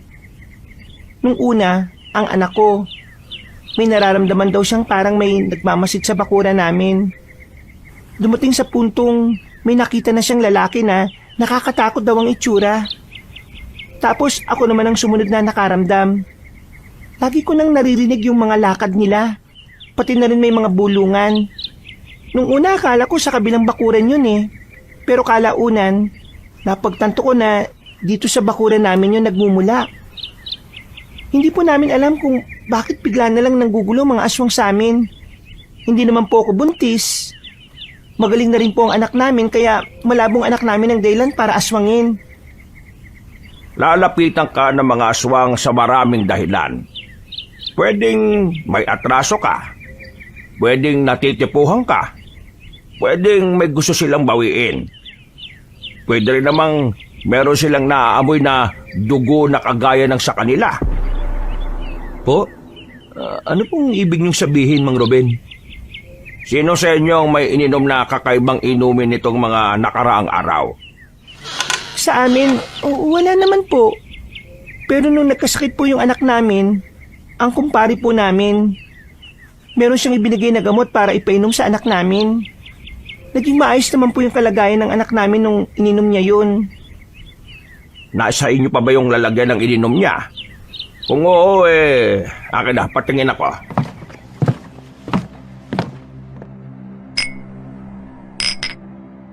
Agad na kinuha ni Binsoy sa loob ng bahay ang natitirang gamot na nasa maliit na botelya. Pag-abot pa lang kay Mang Ruben, kita naming napailing na kagad siya. Yung reaksyon ng mukha niya ay parang nababahala. Bakit po? Ano pong problema sa gamot na yan? Ang bagay na ito ay hindi isang gamot. Ito ay likido na ginagamit ng mga aswang kapag meron silang bibinyagan na bata sa lahi nila. Ang sino mang makakainom nito ay mangangamoy aswang sa pang-amoy nila. Teka lang, paano yan? Aswang na yung bata? Aswang na yung pamangkin ko? Hindi. Hindi siya aswang. Kagaya ng sinabi ko, magiging amoy aswang ang makakainom nito. Kapag naging amoy aswang na ito, iisipin ng mga aswang na kauri na lang ang uminom nito. Dahil yun ang paniniwala nila. Pinapainom kasi nila yan para markahan ang isang aswang na pag-aari nila. Para ihanda na sa tunay na tinatawag nilang paghahandog. Ang ikalawang hakbang pagkatapos ng kanilang binyag. Kaya gumaling ang anak nyo sa sakit. Dahil maraming magandang benepisyo ang mga inihalong katas ng halaman sa likidong yon. Ang kaso nga lang, meron ding dugo ng aswang ang nariyan. Pero maliit na porsyento lang naman, kaya hindi magiging aswang ang anak ninyo. Pero ano po ang pwedeng gawin natin para hindi na siya guluhin ng mga aswang? Sa ngayon hindi ko pa alam. Kaya mas mainam na iwan nyo sa akin ang bata para maobserbahan at mapag-aralan ko kung ano ang dapat na gawin. Yun kung papayag kayo. Sige ho, papayag kami. Kung yun lang ang tanging paraan para maging maayos ang anak namin. Papayag ho kami. 1 oras na lang at sasapit na ang gabi. Sumama kayo sa akin papunta sa bahay ko. Ipaliwanag nyo sa anak nyo ang mga gagawin natin para hindi siya matakot sa akin. Mang Ruben, hindi po ba masasaktan ng anak ko sa gagawin niyo? Hindi ko alam. Hindi ko pa alam ang gagawin Aalamin ko pa lang. Pero kung sakali mang masasaktan siya, gagawin ko makakaya ko para hindi siya mahirapan. Sige po, maraming salamat po.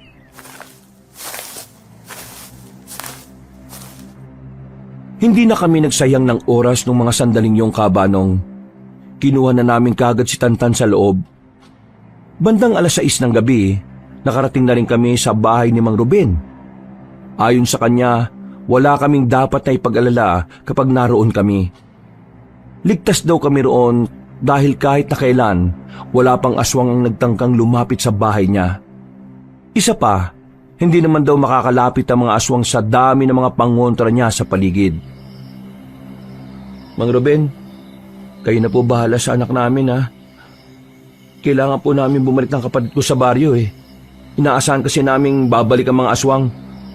Tutugisin niyo ang mga aswang. Sandali lang. Eto, dalhin niyo to. Ano po bang mga to? Hindi yan basta tubig lang. Ipapahid mo yan sa katawan ninyo para hindi nila kayo mahawakan. Pwede niyong bigyan din ng mga kasamahan ninyo. Huwag niyong sayagin mahirap mahanap yan. Sige po, maraming salamat po dito. Umalis na rin ang mister ko at ang bayaw ko. Naiwan ako ron kasama ang anak ko at si Mang Ruben. Dahil malamig na sa loob, sa maliit na sala kami nag-usap na matandang albularyo. Mukha naman siyang mabait, Kaya wala akong nararamdaman na kahit na anong pangamba mula sa kanya. Alam mo, Iha, matagal lang narito ang mga aswang sa atin. Hindi ba umaabot ang balita sa inyo? Dito kasi sa amin, madalas na usap-usapan yan. Hindi po eh. Ngayon ko lang din po nalaman na nabubuhay pa pala sila. Hindi naman sila nawala eh. Nanahimik lang sila sa loob ng mahabang panahon. Nitong nakaraang taon lang, natuklasan ng ibang albularyo na buhay pa pala sila, na meron pa silang bilang. Kaya mula nun, kumalat dito sa amin ang usapin tungkol sa kanila. Mahirap po ba silang tugisin? Nung una, oo, mahirap. Hindi kasi sila nagpapakita eh. Talagang mailap sila. Pero ngayon, hindi ko nga inaasahan na nagpapakita sila sa inyo eh. Siguro dahil gustong-gusto nilang makuha ang anak mo. Akala kasi nila kauri nila yung bata. Pero wag ka mag-alala. Hindi naman sila magtatagumpay. Noong mga sandaling yon, ay nagtiwala na lang ako sa matandang albularyo. Kahit na papaano ay nagkaroon ako ng pag-asa. Makalipas ang ilang oras, dakong 11:00 ng gabi, ay bumalik sa amin si Baron at Binsoy. Ang sabi nila ay wala silang nakitang aswang sa kahit saang sulok ng baryo namin. Kaya naman, minabuti nilang pabalikin na lang sa kani-kanilang bahay ang mga kasama nila. Hindi na talaga muna magpaparamdam ang mga aswang na yon. Ganun ang ugali nila eh. Kapag pumalpak sila sa unang subok nila, hindi na muna sila aatake sa susunod. Hihintayin nila kayong maging kampante. Kaya yun ang wag niyong gagawin, ang makampante. Mang Ruben, gaano ba kadelikado ang mga aswang? Gaano kadelikado? Kung gaano kadelikado ang isang taong masama ang hangarin sa kapwa, doble niyo ang pagiging delikado nila. Ho? Ganun pala kapeligroso ang mga nilalang na yon? Ay, siya nga pala. Kailangan ko ng kandila. 7 kandila. Kahit na anong uri. Wala na kasi mga kandila ko rito eh. Naubos ko na kanina. At bukod sa kandila kailangan ko rin ng malaking kaldero. Meron akong kailangang ilaga. Meron ho kami sa bahay. Sige ho, ako na hong kukuha. Sama na kita, mahal. Hindi na. Delikado eh. Sasama ako. Mas hindi ako mapapakali kapag mag-isa ka lang na umaalis. Si Binsoy na lang ang isasama ko. Tulog na si Binsoy sa loob eh. Ako nang bahalang sumama sa'yo. Sige na. Isama mo na ang asawa mo. Binigyan ko na siya ng proteksyon. Hindi rin maawakan niya ng aswang. Tumungo na lang si Baron. Sabay kaming umalis sa baryo nila, Mang Ruben. Hindi naman malayo ang lugar nila sa amin, kaya ilang sandali lang ay nakabalik na rin kami sa aming lugar. Tahimik na, wala nang makikitang tao sa labas. Tanging kaming dalawa lang ang nasa daan. Nang lumiko kami sa gilid, hindi namin inaasahan na makakasalubong namin si Ramrod. Unang pumasok sa isip ko ay hawakan ng asawa ko dahil alam ko kung anong gagawin niya. Pero huli na. Agad nang tumakbo ang asawa ko palapit kay Ramrod. Akala ni Ramrod ay kakausapin lang siya ni Baron, pero hindi niya inaasahan na masasalo niya ang malakas na suntok mula sa aking asawa. Agad na tumumba si Ramrod.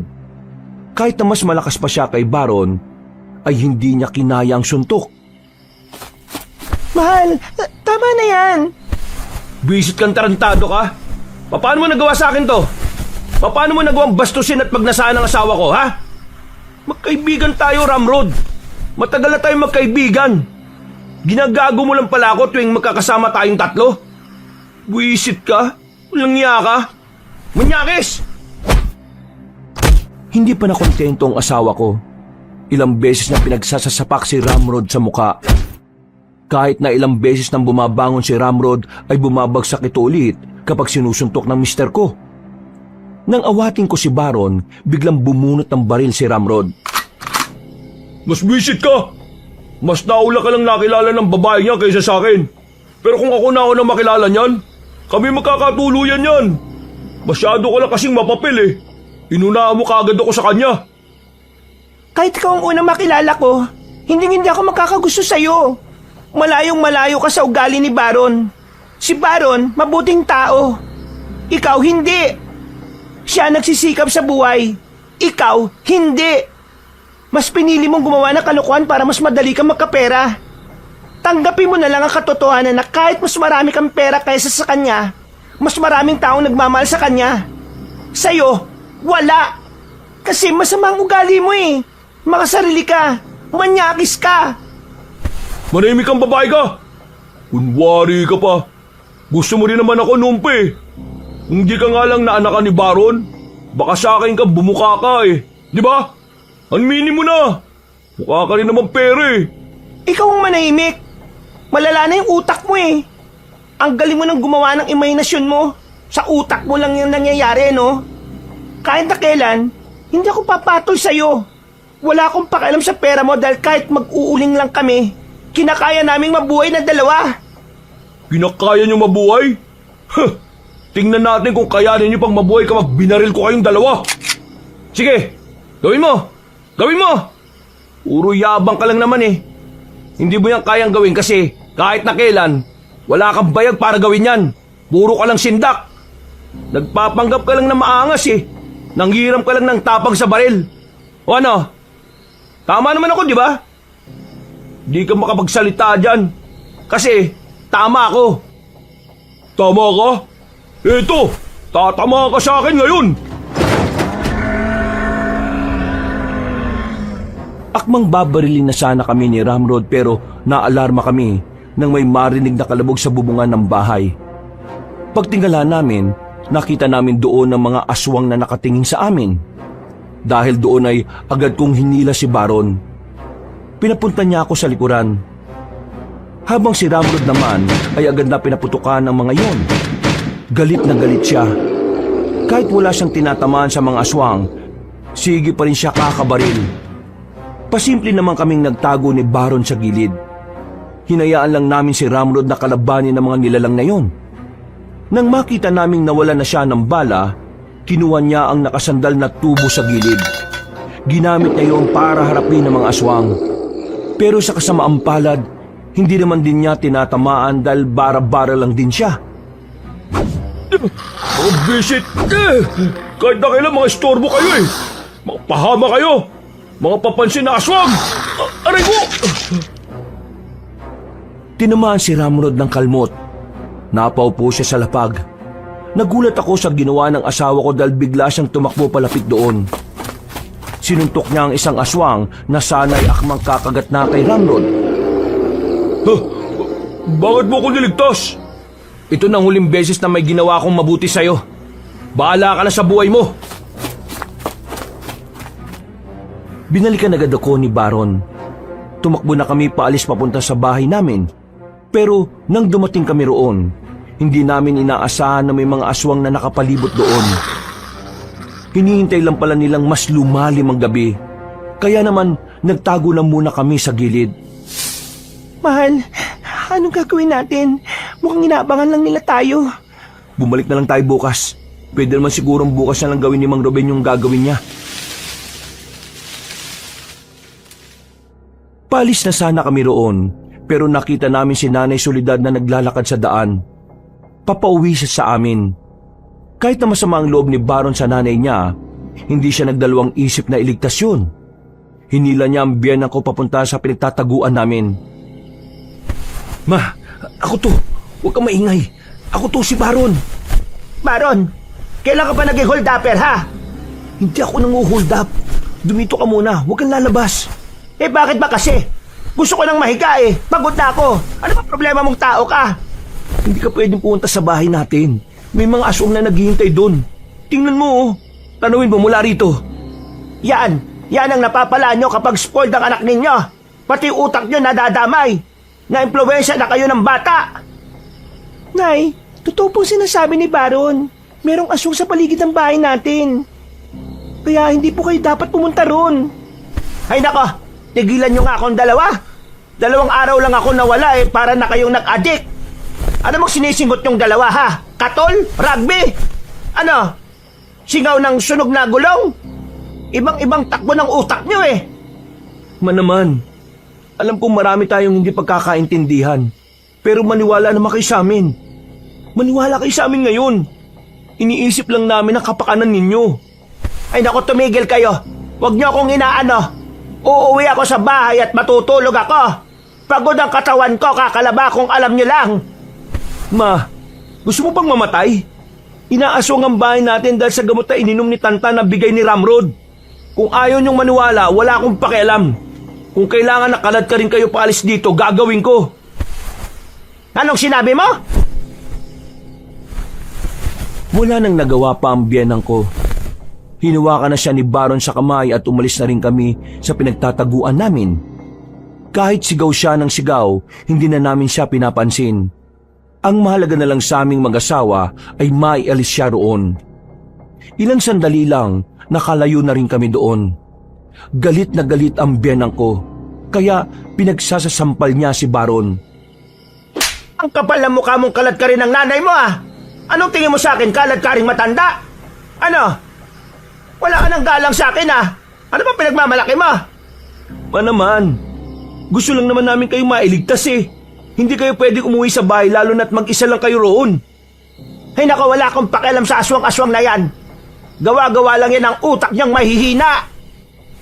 Mawalang galang na lang po, Nay ah. Pero hindi na po tama mga sinasabi niyo eh. Sige po, kung hindi po kayo naniniwalang may aswang, wala pong problema. Bumalik po kayo sa bahay niyo. Oo, bumalik kayo. Pero huwag kayong maninisi kapag napahama kayo ah. Mahal naman. Nakakapuno na tong nanay mo eh. Ang tagal ko na nagtimpi rito. Ang sama-sama ng ugali kahit na mabuti naman ang pakikitungo natin sa kanya. Hindi ko alam kung nananadya lang ba to eh. Hay, babae! Kung makapagsalita ka, akala mo kung sino ka. Akala mo ba gusto kita sa anak ko? Hindi! Hindi rin naman kita gusto bilang biyenan ko eh. Kung may pagkakataon nga lang ako makapili ng biyenan, gagawin ko. Kasi hindi rin kita magugustuhan. Ubod ng sama ng ugali nyo. Mabuti nga't magang nawala ang tatay ni Baron eh, para hindi na siya mahirapan sa inyo. Pambihira naman oh. Sa gitna pa kayo ng daan mag-aaway. May aswang tayong iniiwasan. Kailangan matawan tong nanay mo eh. Palibasa kasi palaging iniintindi. Tumatandang paurong. Hay, ikaw naman, asawang palaasa. Bumubuka ka pa sa anak ko para lang may bumuhay sa'yo. Palibasa eh, wala ka na kasing pamilya. Kaya pinagsisiksikan mo ang sarili mo rito.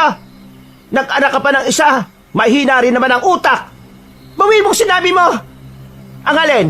Ang pagiging mahina ng utak ng anak mo? Kinagulat ni Baron ang ginawa ko. Isang malakas na sampal ang binigay ko sa biyenan ko. Nanlaki ang mga mata niya dahil hindi niya inaasahang magagawa ko yun sa kanya. Hindi ko na kasi kinakaya ang mga sinasabi niya. Kung ako lang, kaya kong tiisin ang panlalait at pagmamaliit niya sa akin. Pero nang idinamay niya ang anak ko, ibang usapan na yon para sa akin. Matagal na kitang ginagalang kahit alam kong hindi ka dapat irespeto. Tinis ko lahat ng panghahamak mo.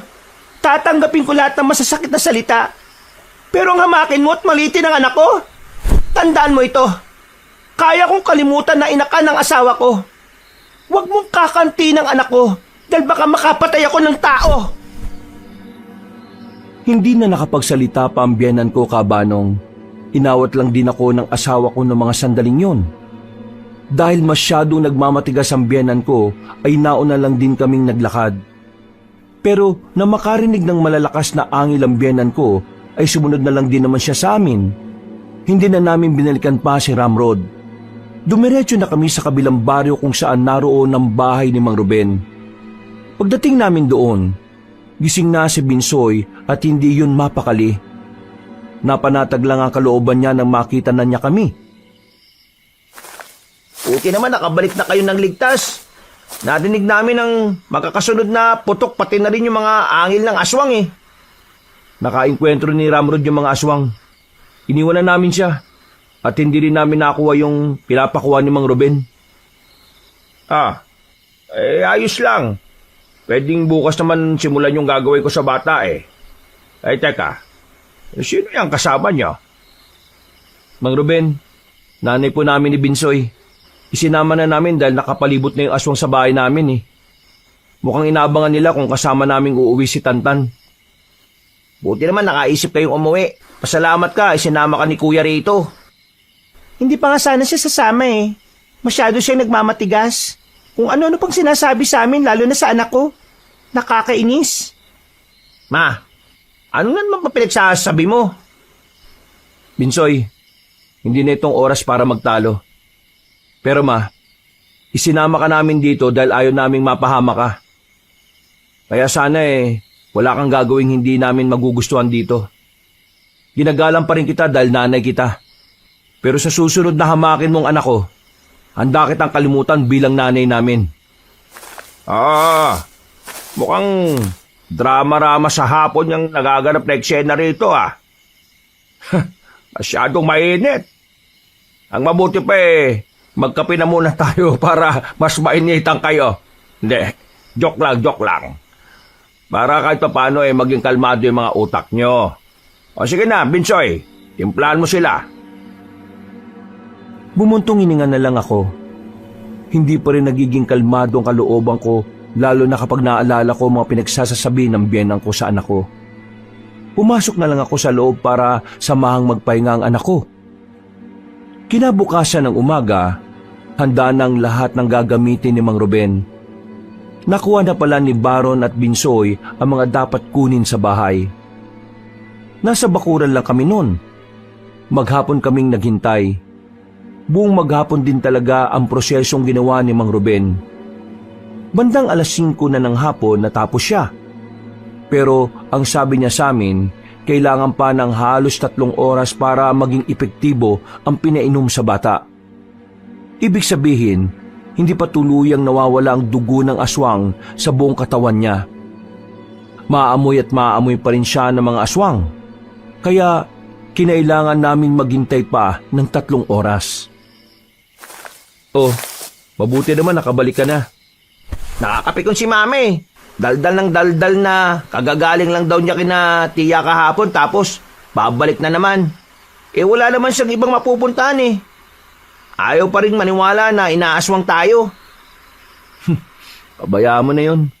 Matigas talaga ang ulo na matandang yun Tumandang paurong talaga. Huwag niyo na siyang isipin. Ang malaga nandito tayo. Mga bandang 9:00 ng gabi, epekto na yung ginawa ni Mang Ruben. Nasa ba si Mang Ruben? Meron lang pinuntahan doon sa kabilang bahay. Babalik din kagad yon. Pumasok na lang kami sa loob ng bahay. Binantayan namin si Tanta na kanina patulog. Inantok kasi siya sa mga pinainom sa kanya ni Mang Ruben. Habang nasa kalagitnaan kami ng pagkukwento, narinig namin na parang merong naglalakad sa harapan. Nung una, akala namin ay si Mang Ruben yun. Napanatag ang kalooban namin ng isiping nakabalik na siya. Pero nagtaka kami kasi mas maraming yabag ng paa ang naririnig namin na nasa labas ng bakuran. Mahal, si Mang Ruben ba talaga yun? Meron ba siyang kasama? Hindi. Kung si Mang Ruben yun, rerekta yun dito Sisilipin ko, kuya. Mag-ingat ka. Lumabas ng silid si Binsoy. Kabado na kami ng mga sandaling yon. Hinawakan na rin ng asawa ko ang itak na bigay sa kanya ni Mang Ruben. Ako naman ay tumabi ako sa hinihigaan ng anak ko. Kuya, ate, kumpirmado. May mga aswang sa harapan. Pero hindi naman sila makalapit sa bakuran natin. Maraming pangontra si Mang Ruben kaya ganon. Ano gagawin natin? Hindi tayo aalis dito. Hihintayin natin makabalik si Mang Ruben. Pero kuya, may mga hawak sila Teka, makasibat yata yun. Buisit. Alam nilang hindi sila makakalapit kaya gagamit sila ng sandata. Ano yun? Mahal, ang anak natin. Yumuko kayo. Binsoy, samahan mo ako. Dali! Anong gagawin natin, kuya? Sinisibat na tayo, Hanggat hindi pa sila nakakalapit, dito lang tayo. Dumapa lang kayo. Halos halikan na namin ang sahig para lang hindi kami matamaan ng sibat na binabato ng mga aswang. Nang maubos na ang sibat nila, biglang nanahimik ang paligid. Maya-maya lang, narinig na lang namin na may isang matandang nagsasalita. Hindi kami pamilyar sa boses niya. Ibigay niyo ang bata dahil sa amin siya nabibilang! May halong galit ang tinig niya, na para bang pagmamay-ari talaga niya ang anak ko. Pero hindi kami pumayag. Kahit na alam naming delikado ang buhay namin noong mga sandaling yun, mas lalo kaming nagmatigas sa kanila. Kung sino ka mang siraulo ka, hindi niyo pagmamay-ari ang anak ko. Normal na tao siya. Meron lang siyang nainom, hindi siya aswang. Hindi magsisinungaling ang amoy ng isang aswang. Kaya ibigay niyo na sa amin ang kauri namin. Kung ayaw niyong dumanak pa ang dugo rito. Bakit ba kasi ang tagal bumalik ni Mang Ruben? Nakakainis naman, oh. Mahal, nambabato na naman sila. Huwag kang matakot. Intindihin mo yung anak natin. Mga ilang sandali lang, narinig na lang namin na tila nagpupulasan na sila. Narinig din namin ang sigaw ni Mang Ruben. Sa puntong yon, nagkaroon na kami ng lakas ng loob. Pagkasilip namin, nakakagulo na sa labas. May kasama si Mang Ruben na taong bayan. Tinugis nila ang mga aswang kaya napilitang magwatak-watak ang mga yon. Baron, ayos lang ba kayo rito? Opo, ayos lang naman po kami. Pasensya na kayo ha. Kinailangan ko kasing kausapin ang mga kalugar natin rito para tulungan tayong labanan ng mga aswang. Nararamdaman ko kasi na darating sila rito. Buti na lang tama ang hinala ko. Ano pong gagawin natin ngayon? Kailangan natin alisin dito yung bata. Nararamdaman kong humihina na yung mga pangontrang nakalagay dito Pinagbababato kasi nila yun para sirain. Hindi ba delikado kung aalis tayo? Mas delikado kung nasa iisang lugar lang tayo. Inaasahan namin na mas marami pa silang darating kaya baka wala tayong malabasan. Kailangang maiiwas natin ang anak nyo sa kanila hanggang sa umepekto na ang gamot na pinainom ko. Sumang-ayon na lang kami sa gustong mangyari ni Mang Ruben. Pinagkatiwalaan namin siya dahil alam naman naming alam niya ang dapat na gawin. Habang nagkakagulo sa labas, wala na kaming sinayang na pagkakataon. Agad na rin kaming lumabas sa bahay. Bit-bit ko ang anak ko habang pinagigitnaan nila akong tatlo. Dumaan kami sa kabilang daan na kung saan wala ng bahay na naroon. Puro matataas na halaman at talahib ang makikita. Buong akala namin ay makakalis kami roon agad. Pero nagkamali kami. Meron kaming nakasalubong na 3 aswang. At ang mga tingin nila ay nakadako lang kay Tantan. Huwag kayo matataranta. Akong bahala. Baron, Bensoy, bantayan niyo si Solen at ang bata. Baka bigla na lang na may lumabas na aswang sa gilid-gilid. Sigurado kayong kakayanin yung mag-isa yung 3 aswang na yan? Oo, huwag niyo akong intindihin. Matagal ko lang ginagawa to. Kampanting inugot ni Mang Ruben ang daladala niyang itak. Nang makalapit na siya sa mga aswang, napahanga kami nang makita kung papaano niyang pinatumba ang 3 aswang na parabang hindi man lang nahirapan. Kahit na may edad na, hindi yun naging hadlang para protektahan niya kami. Mang Ruben, ang galing nyo naman. Paano nyo natalo yung 3 yun? Karanasan. Karanasan ang dahilan kung bakit hindi man lang ako nahirapan. Ibig bang sabihin, sanay na sanay talaga kayo sa ganitong sitwasyon? Oo, pero matagal na rin mula nung may makalaban ako mga aswang. Kaya medyo nag-iingat din ako. Tara na. Kailangan na natin makarating agad sa pangalawa kong bahay. Mas binilisan namin ang paglalakad at nagdaan nga lang ang halos 10 minuto ay nakarating na rin kami kaagad doon. Isang bahay na nakatirik sa kakahuyan. Walang ibang katabing bahay. Namumukod tangi yun doon. Pagpasok at pagbukas ng ilaw, agad na nilang sinarado ang pintuan at ang iba pang bintana sa itaas. Itong bahay na bigay sa akin ng anak ko na nasa ibang bansa. Hindi ko magamit dahil nakakalungkot tumira dito. Bukod sa wala akong kasama sa bahay na ito, wala rin naman akong kapitbahay. Mang Ruben, bakit may kuryente dito? Wala namang linya dito sa gubat May generator dito. Mang Ruben, ligtas po ba tayo rito? Oo, pero huwag kayo maging kampante. Hanggat hindi namamatay ang mga aswang at hanggat hindi pa umiepekto ang gamot sa bata, hindi pa tayo dapat mapanatag. 1.5 oras pa bago umepekto yung gamot. Konti pa.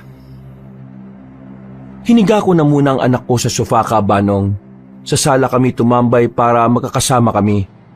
Sandali kaming natahimik, natulala at napaisip. Pero nakikiramdam kami sa paligid namin. Makalipas ang kalahating oras, nagkamalay na si Tantan. Nawala naman ang antok namin dahil doon. Mama, nasaan po tayo? Anak, nandito tayo sa ligtas na lugar. Huwag kang mag-alala. Narito kami ng papa mo. Anak, kumusta? Anong nararamdaman mo? May masakit ba sa'yo? Wala naman po, Papa. Mang Ruben, ayos na po ba? Tumalab na po ba?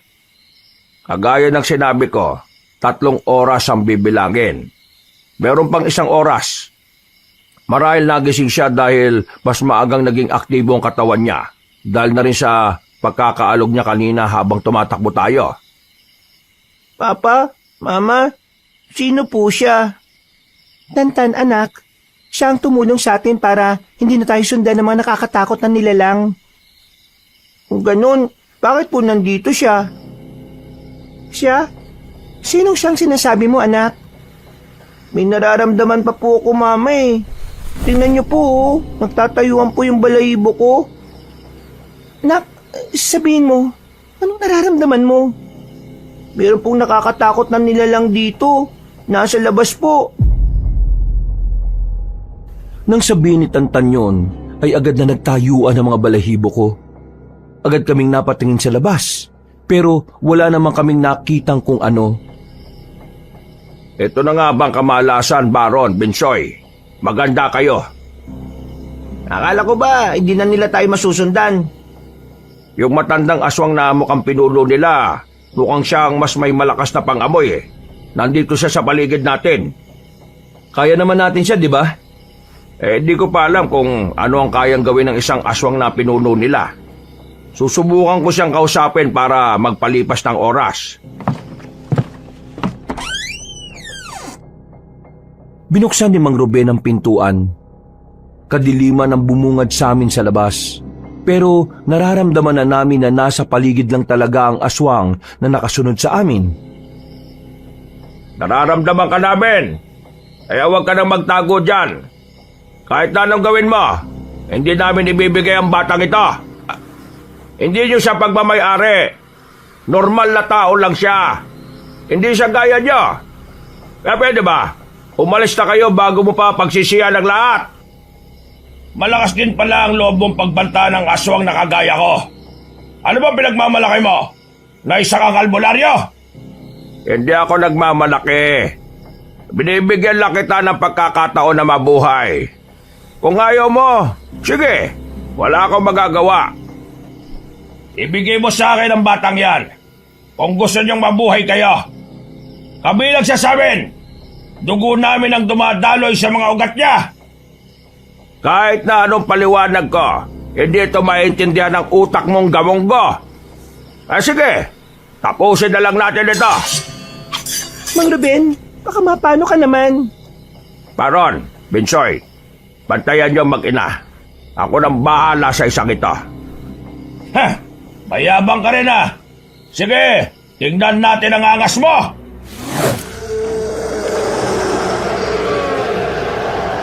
Lumabas ng bahay si Mang Ruben.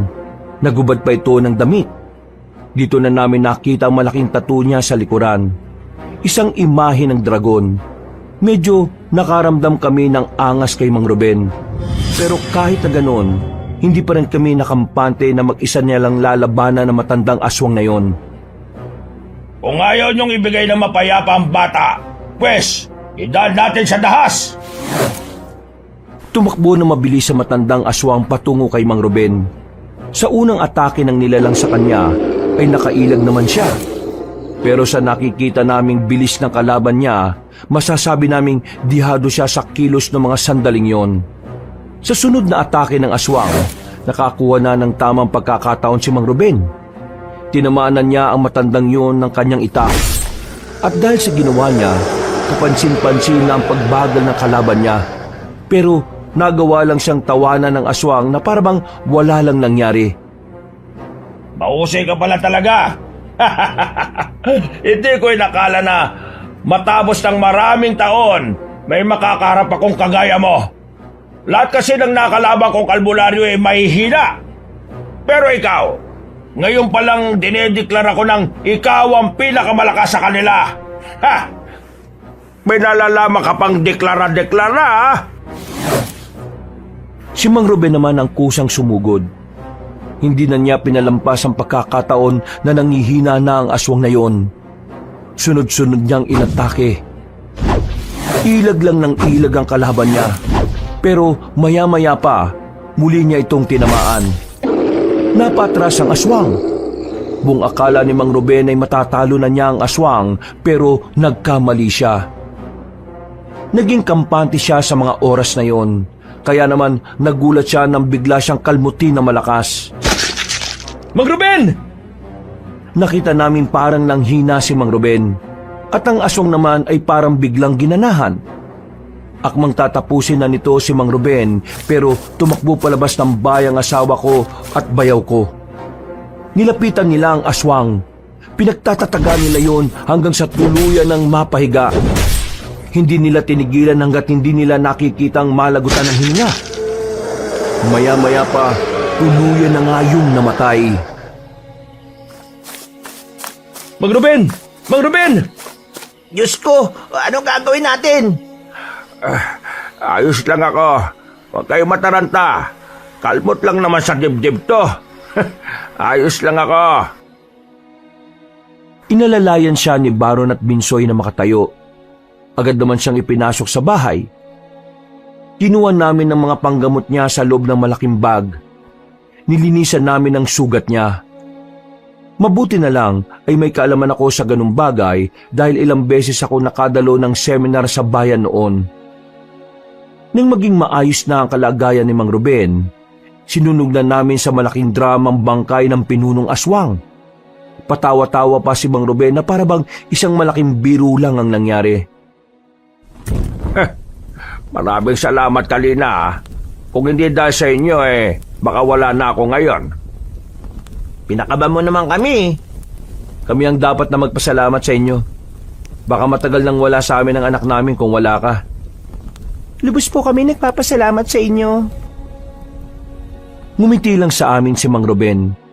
Ilang oras pa ang nakalipas, tuluyan ng umepekto ang gamot na pinainom namin kay Tantan. Mula noon ay nawala na ang dugo ng aswang sa katawan niya. Hindi na rin siya naaamoy ng mga aswang bilang kauri nila. Kinaumagahan, nabalitaan namin na halos malagas na ng mga tao ang mga aswang. Pero may mga natira pa rin naman daw, pero nakatakas sa mga yon. Ang mahalaga na lang sa amin, natalo nila ang mga aswang at nasa ligtas na ring kalagayan ng anak ko. Kinabukasan, bumalik na muna kami sa bahay namin. Habang naglalakad kami, nakasalubong namin si Ramrod. Ang dungis niya, hawak-hawak niya ang braso niyang may bakas na mga dugo. Napatingin siya sa amin. Nag-aalalang lumapit. Pre? Mayo ka sa amin. Huwag mo na ako matawag-tawag na pre. Dahil kinalimutan na kitang kaibigan. Pre, sorry na. Hindi may babalik ng sorry mo ang kapayapaan sa utak ng asawa ko dahil sa mga ginawa mo. Oo, alam ko nagkamali ako. Pero pre, pwede pa naman ako magbago, di ba? Pwede pa naman akong bumawi sa inyo. Kaya, sorry na pre. Magbago? Bakit? Dahil nabisto ka? Pero kung hindi nagsumbong si Solen, habang buhay kang ganon? At bakit ba sa akin ka nagsusorry? Sa kanya ka magsorry dahil siya ang mas naapektuhan sa mga ginawa mo. Pare, sorry ah. Aray! Isang malakas na sampal ang binigay ni Solen. Para sa akin, kulang pa yan. Walang kapatawaran ng ginawa mong pambabastos sa akin. Wala akong pakialam sa sorry mo. Hindi na siya nakapagsalita. Nang aamba na siya ni Binsoy, ay agad na rin siyang lumayo. Hindi na namin siya pinansin. Mula ng araw na yon, tuluyan namin pinutol ang ugnayan namin kay Ramrod. Binura na namin siya sa buhay namin. Mas lalong nawalan siya sa amin ng koneksyon na makalipat na kami ng bahay. Naging maganda kasi ang kitaan namin sa ulingan na makapagpatayo kami ng pwesto sa bayan. Unti-unting gumanda ang buhay namin, Kabanong. Kahit hindi sobrang dami ng pera, kahit papaano ay may sumusobra na rin. Ang biyenang ko naman, hindi pa rin siya nagbago. Mas minasama pa nga niya nang umalis kami sa poder niya. Tinawag niya kaming walang utang na loob.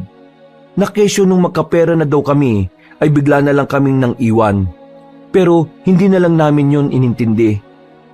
Para sa amin ng asawa ko, mas mainam nang bumukod kami para wala na siyang maisumbat pa sa amin.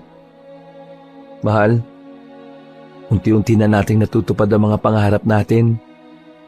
Itong bahay na to, maliit pa lang to. Pero kapag nagpatuloy magandang bentahan sa uling, sigurado mas lalaki ito.